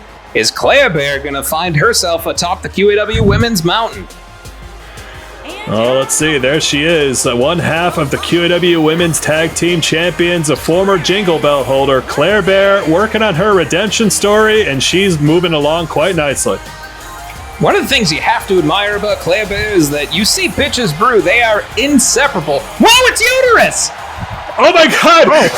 Where'd her jacket go? Her jacket and everything thrown off. Uterus was fired by wait, this must be the advantage that Swole Brittles told us about.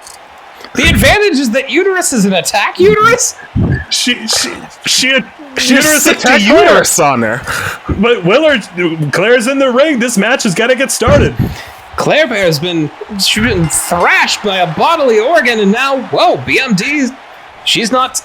Oh! Not taking her lightly. Bulldog, we usually don't see a villainous side of BMD. I mean, BMD is heartless, and she's also a veteran. She's not going to let this opportunity pass by. She will not take it easy on Cold Hard Cashin or any of her so-called friends, and... Oh! Big drop kick. Claire Bear's not going to take this lying down. Man, what an underhanded advantage there from Swole Brittles. But, I mean, we don't know any competitor more scrappy or more resilient than Claire Bear. Perhaps even more resilient than Gorthal. Whoa! Meteor into a pin, but no. Thinks better of it. Is that Meowrian's music? Wait, that's Meowrian. Yeah, you're right. Where? Oh, no. Claire, turn around. Oh, no. Oh, no. Claire, look out. Claire. There's still time. There she is! No! Right in the top! Locked Claire in the kitten's clutch. Also, is like a goldfish. What? That's 2 attacks from Claire Bear. Meowrian, she must be pissed from last week when Claire Bear counted her out. And now just sauntering away. I mean, sometimes a cat shows up and just thinks it owns the place, and Meowrian certainly looking to make this her cat house. Oh my gosh. Well, Claire Bear now attacked by Uterus and Meowrian up against someone like Big Mama Don's. It's not looking good for her. No, once you're attacked by a cat and a Uterus, you might as well just throw the white flag in. I mean, I've been there before. When I was trying to fit in with those jocks, they threw bodily organs and cats at me. High school was very rough for Stack Guy Pete. That sounds fucked. Did you go to high school with necromancers? I went to Boston Public Schools. That explains it. 1. Kick out at 1. An amazing counter there earlier from Claire. Again, her resilience is godlike. You always think she's down, but she figures a way out. That's impressive stuff. Big Mama Don's, though, she is consistently dominating each and every one of the people she faces. Oh, and no exception here. She's not afraid to follow up on the advantage that Swole Brittles has afforded her, or Meowrian's scandalous ways. Not at all. My God, when you've taken this much damage, when you're essentially fighting 3-on-1, stat guy, what's the odds of survival, let alone winning? When you're fighting 3-on-1, the odds are almost uncalculable. When you get down to that real number, you might as well just cry and give it up. So I'm not going to give you a number. I'm going to give you a metaphor. When you're fighting 3-on-1, it's like having to binge a new show. Flash knockout on Claire. Goodness gracious. Big Mama Don's with the dominating kick. 2! Oh! Claire, one of the few to kick out of that flash knockout. Amazing stuff. She's withstood 2 attacks and now kicks out of that. The resiliency of Claire Bear cannot be understated. She just binged Big Mama Don's foot in her face. That she did. But please finish your metaphor, stat guy Pete. Of course, we know Buckley loves his metaphors. Take him to school. When you're binging a new show that everyone else has already seen, you have to do it quickly. You ignore work. You ignore your loved one. You don't feed your pet for a few days. You're going to watch The Mandalorian. But when you're done, you feel defeated. Your wife has left you. Everything is gone. That's what it's like fighting in a 3-on-1 match. And that's what Claire Bear is going through right now. I commend you right now, Claire Bear, for binging the first 2 seasons of The Mandalorian. Whoa! You go, girl. Oh, wow. Threw Claire Bear out into the crowd, perhaps. No, back in there. Big Mama Don's. Oh, wait, she even her back over. Well, as you mentioned earlier, Buckley, Claire Bear secured her win over Meowrian with a counter. Looks like BMD looking to give her a taste of her own medicine. Oh, and she does. Maybe so. Trading single shots to one another. Claire can't seem to figure out how to get back in. Oh, there she goes. She has to be exhausted. Now Big Mama Don's releasing a war cry. Claire Bear immediately makes her pay for it. Swinging neckbreaker. That was a questionable decision by Big Mama Don's. Big Mama Don, we're seeing a radical change in character. Gets the knees up, reversing all that damage into Frog Splash back onto the opponent. Showing a far more dastardly side, kind of more similar to Cold Hard Cash and her daughter. Almost. Big Mama Don's playing possum there, goading Claire Bear, and probably reminds herself of when, there's 5 kids yelling and Big Mama Don just wants to take a nap. She's just gonna close her eyes on the couch and hope that the kids just go away. That was strong. Oh my goodness. Looking to separate the head from the shoulders of Claire Bear. 1, 2, kick out at 2. Claire Bear won't stay down. She's almost decapitating Claire Bear there. What does it take? Double axe handle to the back there. And of course, if parents, you're watching with your children, which again is a bad idea, just ignore them until they go away. Until they go to college. Yep, they'll figure out how to pay for it. They certainly will. Oh, misses that elbow there. Bionic elbow from BMD. It looks like she was setting up for a flash knockout. Claire Bear, wise to the ways of Big Mama Don's, now rallying. I think, yes, you're right. Setting up, bringing Big Mama Don's to her feet. Can she hit? Yes, the ear piercer. Down goes BMD. Claire Bear's got to go for a cover. Here we go. 1, 2. No! 2. Big Mama Don's, perhaps the toughest competitor in the QAW women's division. Been on the cusp of gold for so long. This is her chance now, and Claire Bear looking to take it from her. Wants Big Mama Don's to see what's coming next. And completely misses. She's too tired. Claire can't hit that Hurricane Rana. But able to follow up with the reverse DDT. BMD still damaged from that ear piercer. Now Claire Bear jauntily hopping around. Claire Bear a bit thrown for a loop, I think, can barely climb up to the rope there. Is she going to go for the Claire Bear stare, perhaps? No, bringing Big Mama Don's up. Well, as Rick James once said, adrenaline's a hell of a drug. It... Oh! That's twice. Both of these right into the canvas, and now Big Mama Dun's measures her woman. Setting up. What? Switching into a power bomb. Folds her up. 1, 2. No! Transitions. Boston to the Boston Dome, center of the ring. No! Claire Bear escapes! What is this otherworldly endurance that Claire Bear is showing us? Claire Bear refuses to just quit. This is amazing. I've never seen a performance like this before. BMD is done playing around, though. She is going to put Claire Bear down for good if she's able to make good on this rally. Claire Bear trapped in the corner. Wait, elbow! BMD took too long there. Claire Bear trying to... Oh, impressive stuff here. Flipping over into that back... No! Big Mama Don's reverses.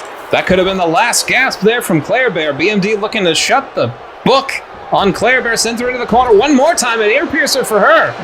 Sends her into the corner and then back to her room. My goodness. Ooh. Northern Lights release suplex. How much more can Claire Bear take? Oh. Standing reverse STO. Face first into the canvas. Is this it? Haven't seen that from Big Mama Don's. 1, 2, 3. Go ask your father. BMD's the winner. Big Mama Don's takes out the fan favorite Claire Bear, but certainly take nothing away from Claire, having to deal with, as we're seeing right there, that vicious attack from Meowrian at the start of the match, and right before that, the attack from Uterus, which is the advantage that Big Mama Don's won. Claire Bear, she had no hope from the beginning. You know, you just got to feel for Claire Bear. She put everything on her sleeve tonight, and it just wasn't enough. Getting sicked by a Uterus, getting attacked by Meowrian, having to compete against one of the most dominant women in QAW in Big Mama Don's. The deck was stacked against her. Sure was, and folks, I just checked the bracket. That means next week it's a mother-daughter brawl. Big Mama Don's and Cold Hard Cashin are facing off in next week's semifinals. My goodness! Uh-oh.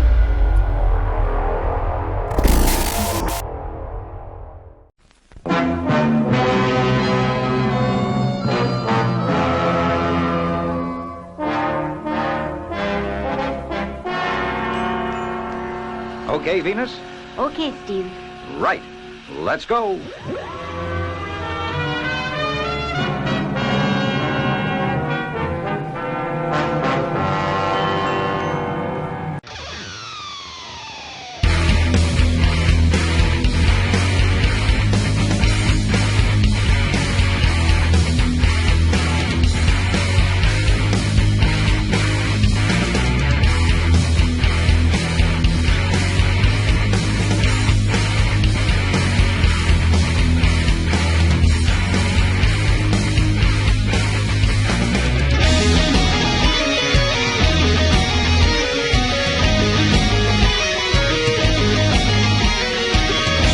Tahoe Space Academy! Take the third left after the moon and tell them Turd sent you to learn about space!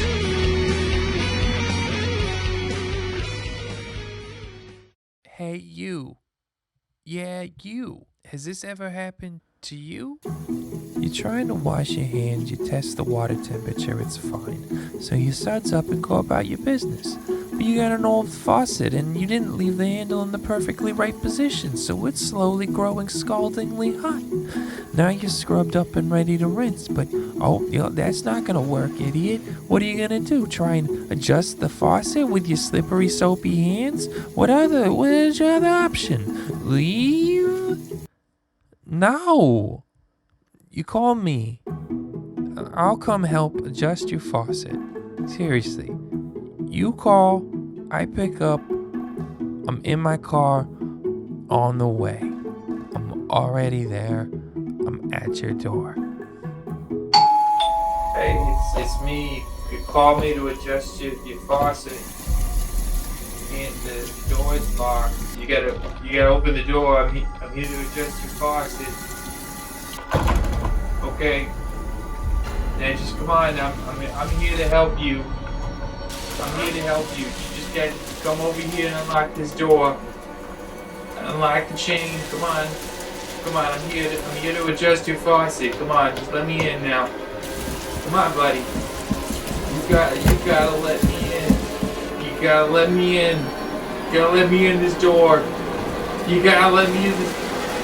Let me in this door, please. Call me.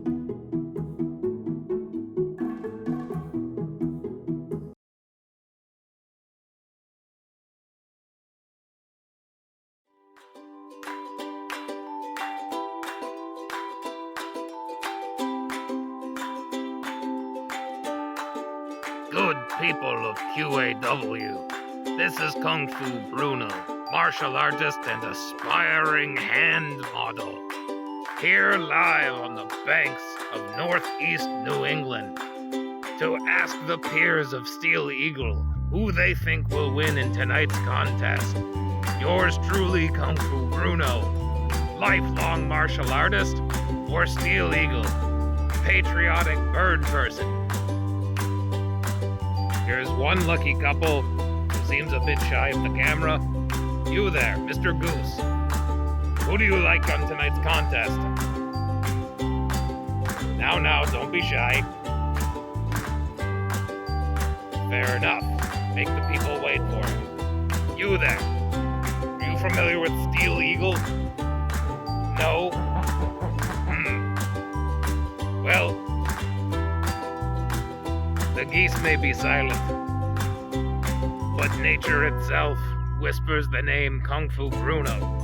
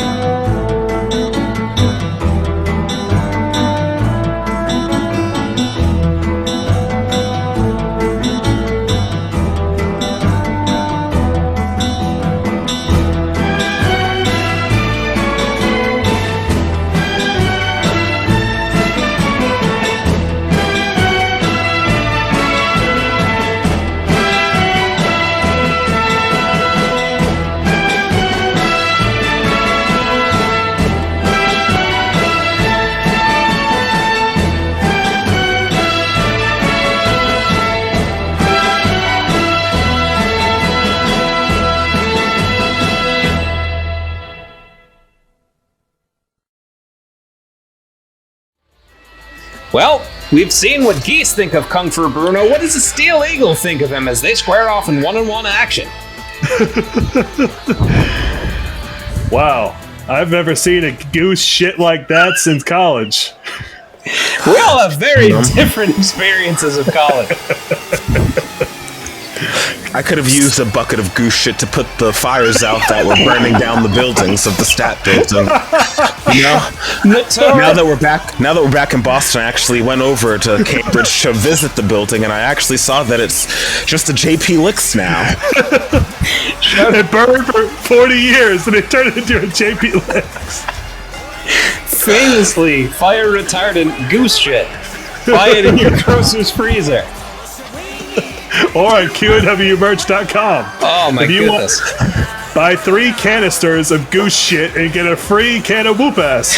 Do not confuse the two, especially if you're fighting a fire. Everyone knows whoop ass is extremely flammable. Don't throw it on there. It certainly is. And there's Kung Fu Bruno. This could be the first time we're seeing him in action since being released from the thrall of the clown, who of course has stuck around in Top Rope despite not cooking anything. Yep, well, don't cook food in Top Rope, but certainly it's good to see Kung Fu Bruno back. He's looking healthy, back to that original, well, human skin. Still alone, Mr. Neptune's still nursing a broken heart, and from what we understand, not Willie Nelson is being sued by Willie Nelson. Who? Amrak. Oh, wait, who? Here comes Steel Eagle, the proud representative of Maine by way of America.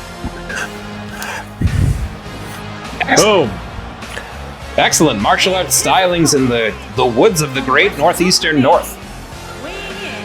Yep, and also the wielder of the Blade of Maine unfortunately did not help him in that battle against the governor of New Jersey a few weeks ago, coming up short there. But both of these competitors, they're both looking for a win, and certainly we're looking for you to follow and subscribe to the channel. Please do so if you haven't already. If you have Amazon Prime, you can subscribe to the channel for free at no additional cost to you, and you can help support all the artists on this channel. And let's see, kicking off here, Kung Fu versus American Luchador. Whoa! Looking to start fast. The luchador stylings of Steel Eagle. Looks like Kung Fu Bruno's looking to beat him at his own game. Oh, eats a reverse DDT. It's difficult to say with these two men. Kung Fu Bruno's had a 50-50 record here, very similar to Steel Eagle, though he's been around a bit longer. Sack Guy, who do you like? You know, we got two conflicting fighting styles, but we got two very, very capable men in the ring. I'm going with the American Luchador tonight because, you know, Sakai Pete's here for the numbers, but I'm going to go for a history lesson. Steel Eagle's from Maine. Steel Eagle Sr., back when Maine was known as Massachusetts Junior, used to tear down the independent scenes of Massachusetts Junior. And I think that he's going to carry down the strength of his father, Steel Eagle Sr., tonight for a good old-fashioned American W.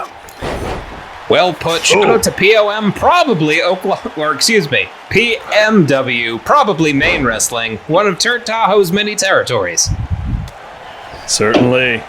Well, I mean, both of these competitors have something to prove here. Steel Eagle, still relatively new to the roster as he's draped across the ropes there, and he yet to pick up a win since his debut. And Kung Fu Bruno, I mean, was stuck under the thrallship of the Clown for so long. This is his first match back. It's his regular self. Whoa, look at the agility there.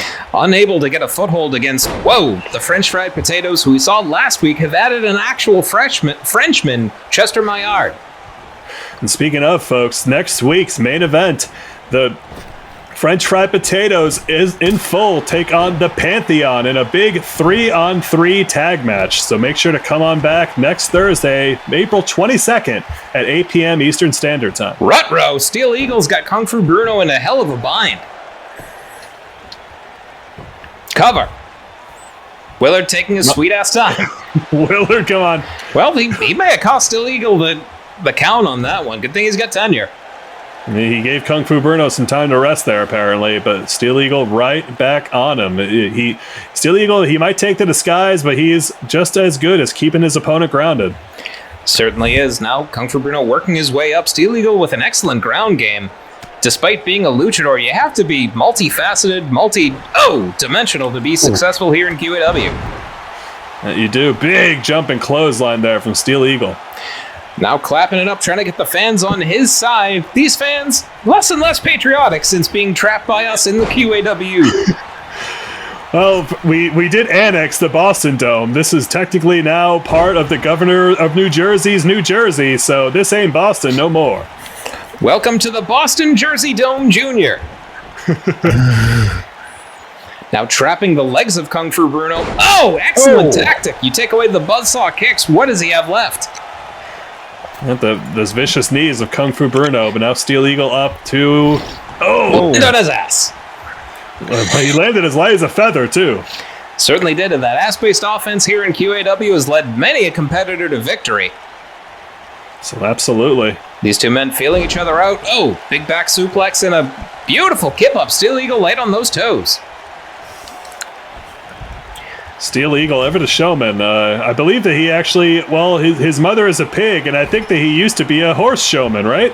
Ask Andrew Mayer. Beautiful crossbody. Kung Fu Bruno's going to have to find an answer for Steel Eagle because he is dominating right now. Certainly is. This is what happens when agility meets... technical skill. Sometimes Steel Eagle's just finding ways to outquick Kung Fu Bruno. But nothing pretty about that. Just a shot to the face and an inside-out suplex. Careening him off the ropes there. Kung Fu Bruno's feeling it. Very pleased with himself. But immediately eats a dragon screw leg whip, as is QAW tradition. Yep, the second one of us starts talking about a competitor, but hold on. Steel Eagle, USA, Flying Eagle, no, he misses. No. Kung Fu Bruno had it scouted. Perhaps those geese gave him some intel. If you read their shit, they give you battle plans. Everyone knows that.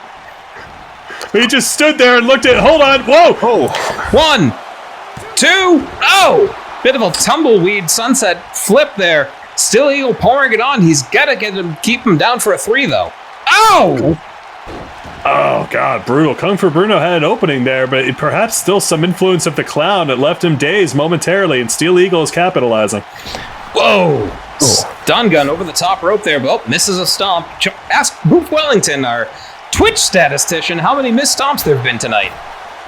Yeah, I believe Boof Wellington's actually your apprentice now, isn't he, Stack IP? Yes, Boof Wellington has been great. Absolutely great. He loves counting those... Ooh. Oh, God. Suicide Tornado DDT. Sorry, P. Go on. Oh, yeah, he's been great. Counting the missed whiffs, counting all the time skips.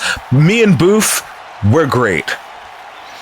Well said, but Steel Eagle certainly is and got driven the top of his head into that quadruple ice cream sandwich. Again, big shout out to the Hydrox Corporation and as always, the Orange Julius folks who would like you to, try their new goose shit flavor Julius.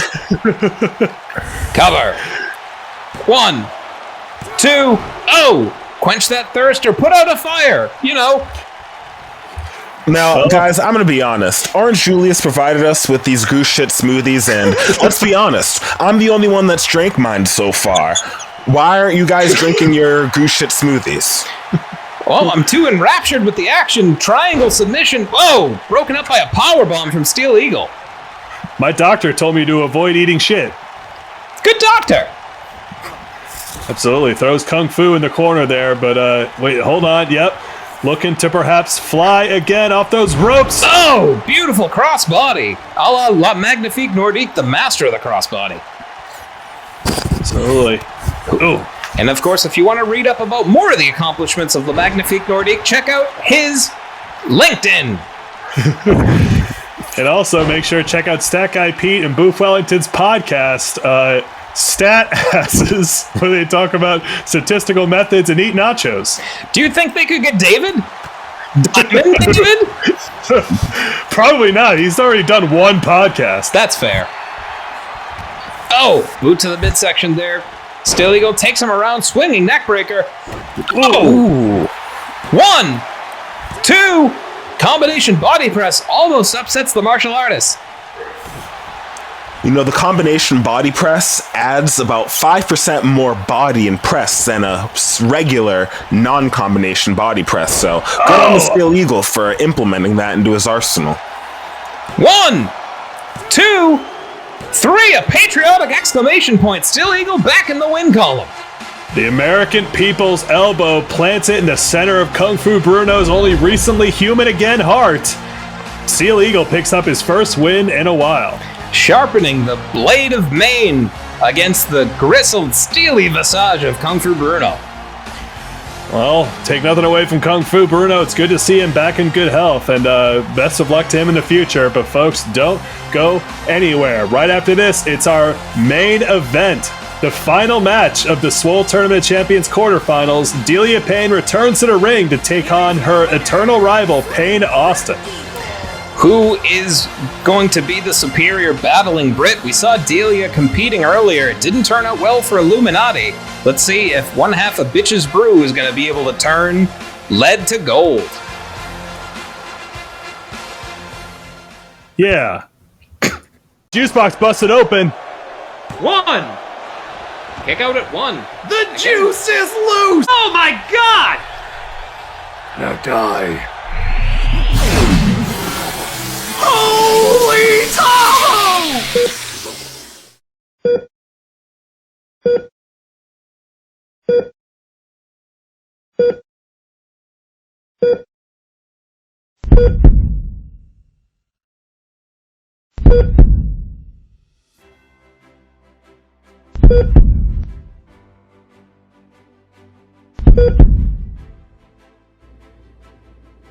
Hey, Diamond. That hurt. 10 months ago, you threw me off of a truck. This is the second time that you have attempted murder. A laser in your eye? Where the hell did you get that from? What do you think this is? You gonna laser me in the face? I want a full-blown and full-fledged internal investigation and inquiry on Willard. This is not legal, and I will not stop until it happens. I have mountains of evidence to prove that Willard is in the pocket of Damon and the Generation, and he was fixing matches. 6 weeks I laid in a hospital bed. 42 days, enough time to grow another full-length freaking beard. Okay, Diamond. That's it. I want you, or I want Willard. And I want my effing belt back. I shouldn't have talked so hard, but made the pain come back. Sip or whatever.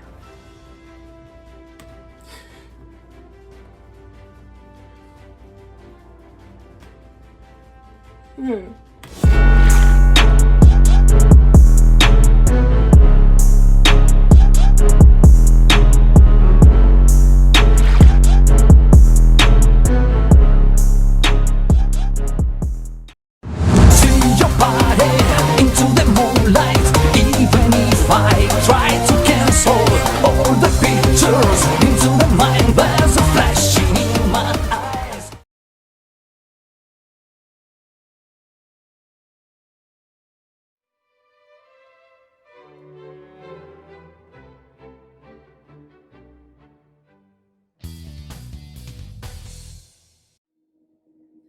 To whom it may concern.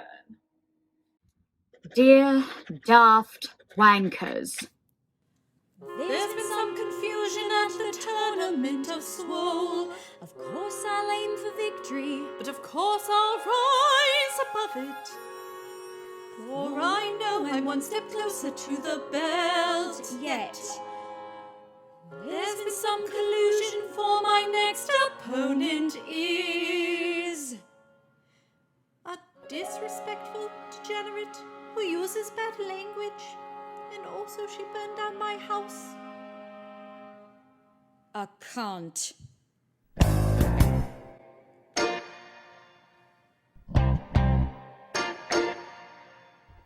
What is this feeling so sudden and new? Felt the moment I laid eyes on you. This is a nightmare. Inside I'm screaming. It's just so unfair. What is this feeling causing me to sing? Take it to the ring.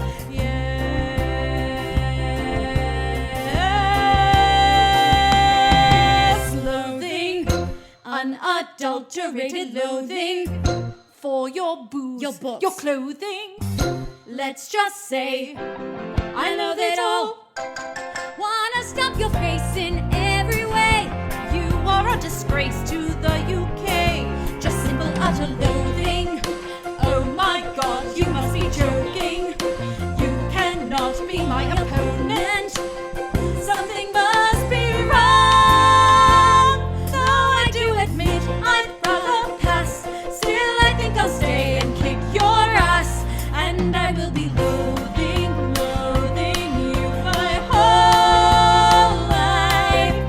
Loathing, there's no reconciliation, only full annihilation. You should just leave quiet.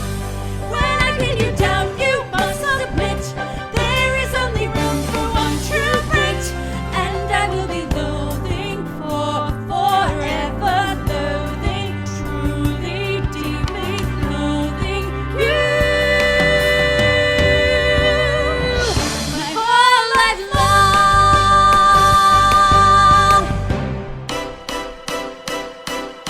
Get rude. Tonight's main event, it's Delia Payne versus Payne Austin. Who's going to be the superior Brit? British fine, the British finer things versus the British punky things, folks. These two have just, I mean, they're two sides of the same coin, but those sides cannot be more opposite. These two have just been a clash of styles and of lifestyles for ever since QAW started, and it seems that they very well might fight forever, but only one can advance to the semifinals of the Swole Tournament of Champions. The winner of this tournament becomes a #1 contender to Swole Brittle's QAW Women's Championship. Might be calling Bitches Brew Kurt Hennig by the end of tonight. They might be absolutely perfect when it comes to wins. We will see, but yeah, again, she put down Illuminati, luckily having to face a weakened Illuminati due to Illuminati competing in the first matchup tonight, but still putting her down with relative ease, but it still takes something out of you. As you've said, Buckley, Payne Austin, arguably the uncrowned #1 contender in the women's division, and she's fresh, and she is looking to put down the other battling Brit, Delia Payne. And Payne Austin's been fighting with a renewed sense of purpose ever since Love is a Battlefield. You know, she misses her compatriot at ringside, and you know, I think that she's been fighting a lot harder ever since she's lost him.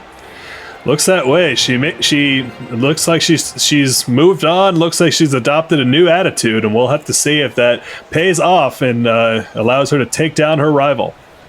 New passion, new intensity. Let's see. Main event action starts now. Get it going in the chat. Who do you think it's going to be? Whoa! God, starting off harsh. Think Payne Austin thinks it's going to be her, and just making her eat the toe of her boot. This is how you get off to a fast start. This could be over as quickly as we saw Jay the Prophet put down Gorthal the Resilient. Absolutely. I did get word backstage, though. Gorthal already congratulated Jay on his win and looks forward to a rematch. But certainly, no, there you go. I mean, this is a clash of styles here. Payne Austin, the foremost striker in QAW, and Delia Payne, an underrated submission expert, and seems to just be an encyclopedia of wrestling maneuvers. I think she's still pickled in that victory juice if you're keeping score at home, and of course crack open a fresh can of Woo Pass if you want to feel like Delia and go fight somebody. Big super kick there, locking over Florida Keys on Delia. Payne Austin has the start of this match lock and key. Absolutely, and then borrowing a page out of Miarian's playbook, just clawing at the face of Delia. A lot of pent-up frustration over the loss of her boo from Love is a Battlefield, and certainly I'm sure not happy to see Darcy back with Queen Baby Powers earlier. Well, perhaps not, but her goal... flipped over that belly to belly. Absolutely tossed. She's a new goal now. She's looking for championship gold. She's called out Swole Brittles directly, and now Northern Lights doesn't hit the bridge, though. Delia's not done. Not yet. Now brings her back to her feet, but gets tripped up by Payne Austin. Willard leering at both. What a perv. Delia rolling to the apron there, perhaps to get a moment of respite. You know, we know how much he loves Delia. Do you think that he feels even more like, you know, aroused, or since it's British, Randy, with two British women in the ring? He very well might. Well, get it going in the chat, folks. Do you feel more Randy or more Savage? Get it going in the chat. You Randy, you Savage, or you Ultimate Warrior? Or are you horny? Oh, man. Well, we all know how... Like a talented seamstress, Buckley, you really found the thread.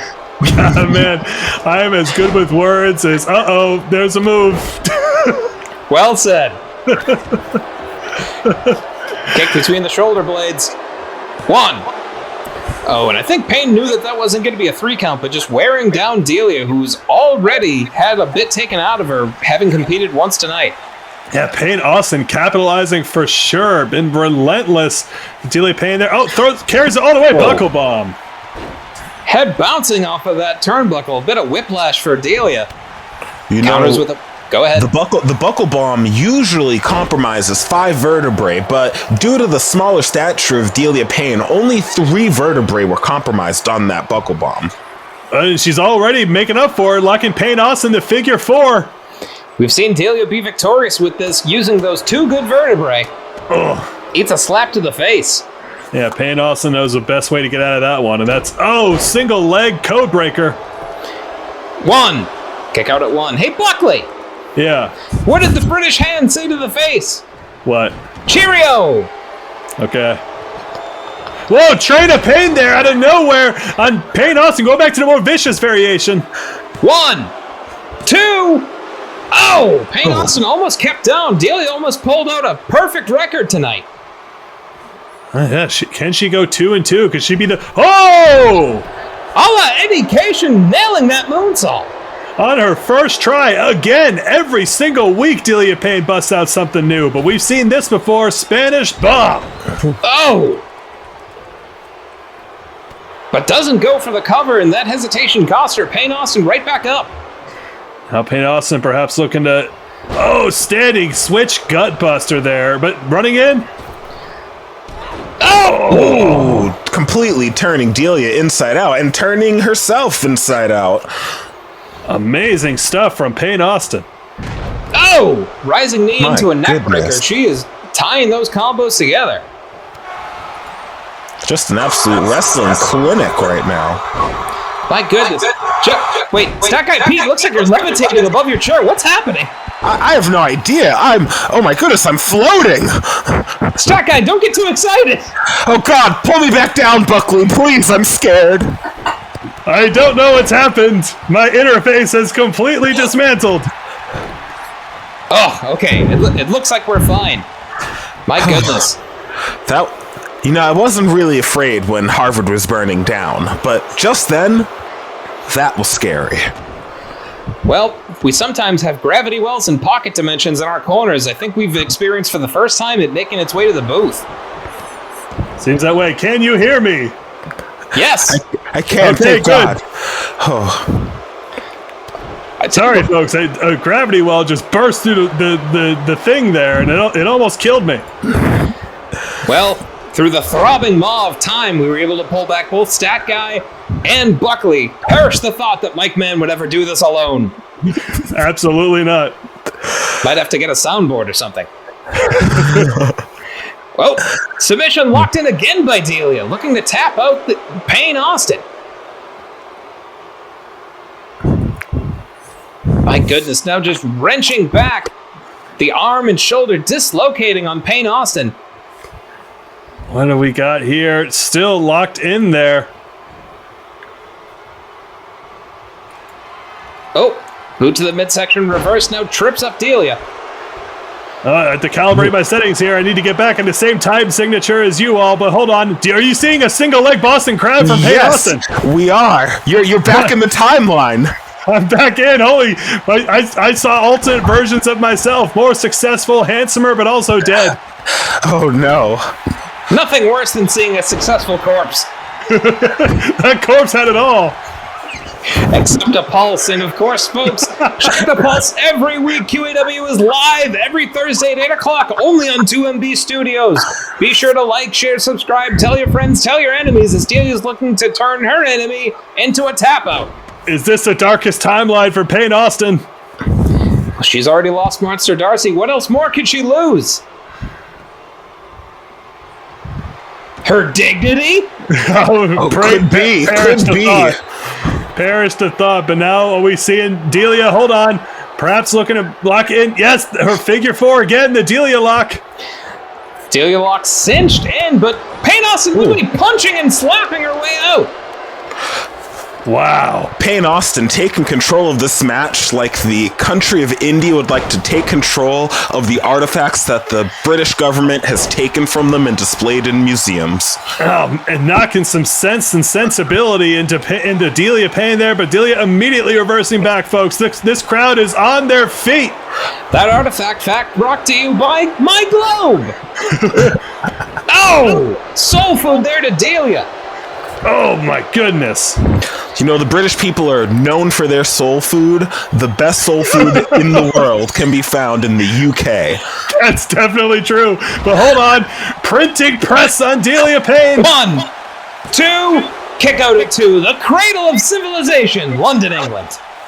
Shout out to Ryan the Lion James, who's returned to Parliament. Who? Arm drag there by Delia. Yep, I tell you, you can't go anywhere in London, England without getting the spiciest food imaginable. Man, London, England is the hotspot of jerk chicken. 2, kick out at 2. Who would have thought? Do you know? Go ahead. It was actually a piece of jerk chicken that killed the prince. My God, did this kill Payne Austin? 1, 2, Oh, kick out at 2. I can't believe Jerk Chicken killed DMX. The last sounds that escaped the gullet of the original Rough Rider. Hold on, no, missing that elbow drop. Payne Austin up. Now taking advantage. Oh, Gutbuster right into the chest of Delia. Again, but now bringing up Delia to her feet. Is she looking to put her down? One more time. Another printing press. Down goes Delia. 1, 2, 3. Payne Austin is victorious. Delia Payne can't go 2 for 2 tonight. Takes the L to Payne Austin. Payne Austin moves on to the semifinals of the Swole Tournament of Champions. What a heated contest. Heated like Jerk Chicken. Absolutely, and folks, I think I have our bracket set. We know Cold Heart Cashin is taking on her mom, Big Mama Dons, next week, and Payne Austin will now be taking on the Siren. One of these 4 women will be your number 1 contender to Swole Brittles QAW Women's Championship. And how confident is Swole Brittles? She loaned out her own uterus for a sneak attack, but of course, thank you for joining us this week, as we are every week, live in quotation marks, Thursdays at 8 here on 2MB Studios. For Stat Guy Pete and Buckley Swantoon, I'm Mike Mann saying, love you. There's a fire in the booth! Oh shit, Todd, escape! So Get much the good shit!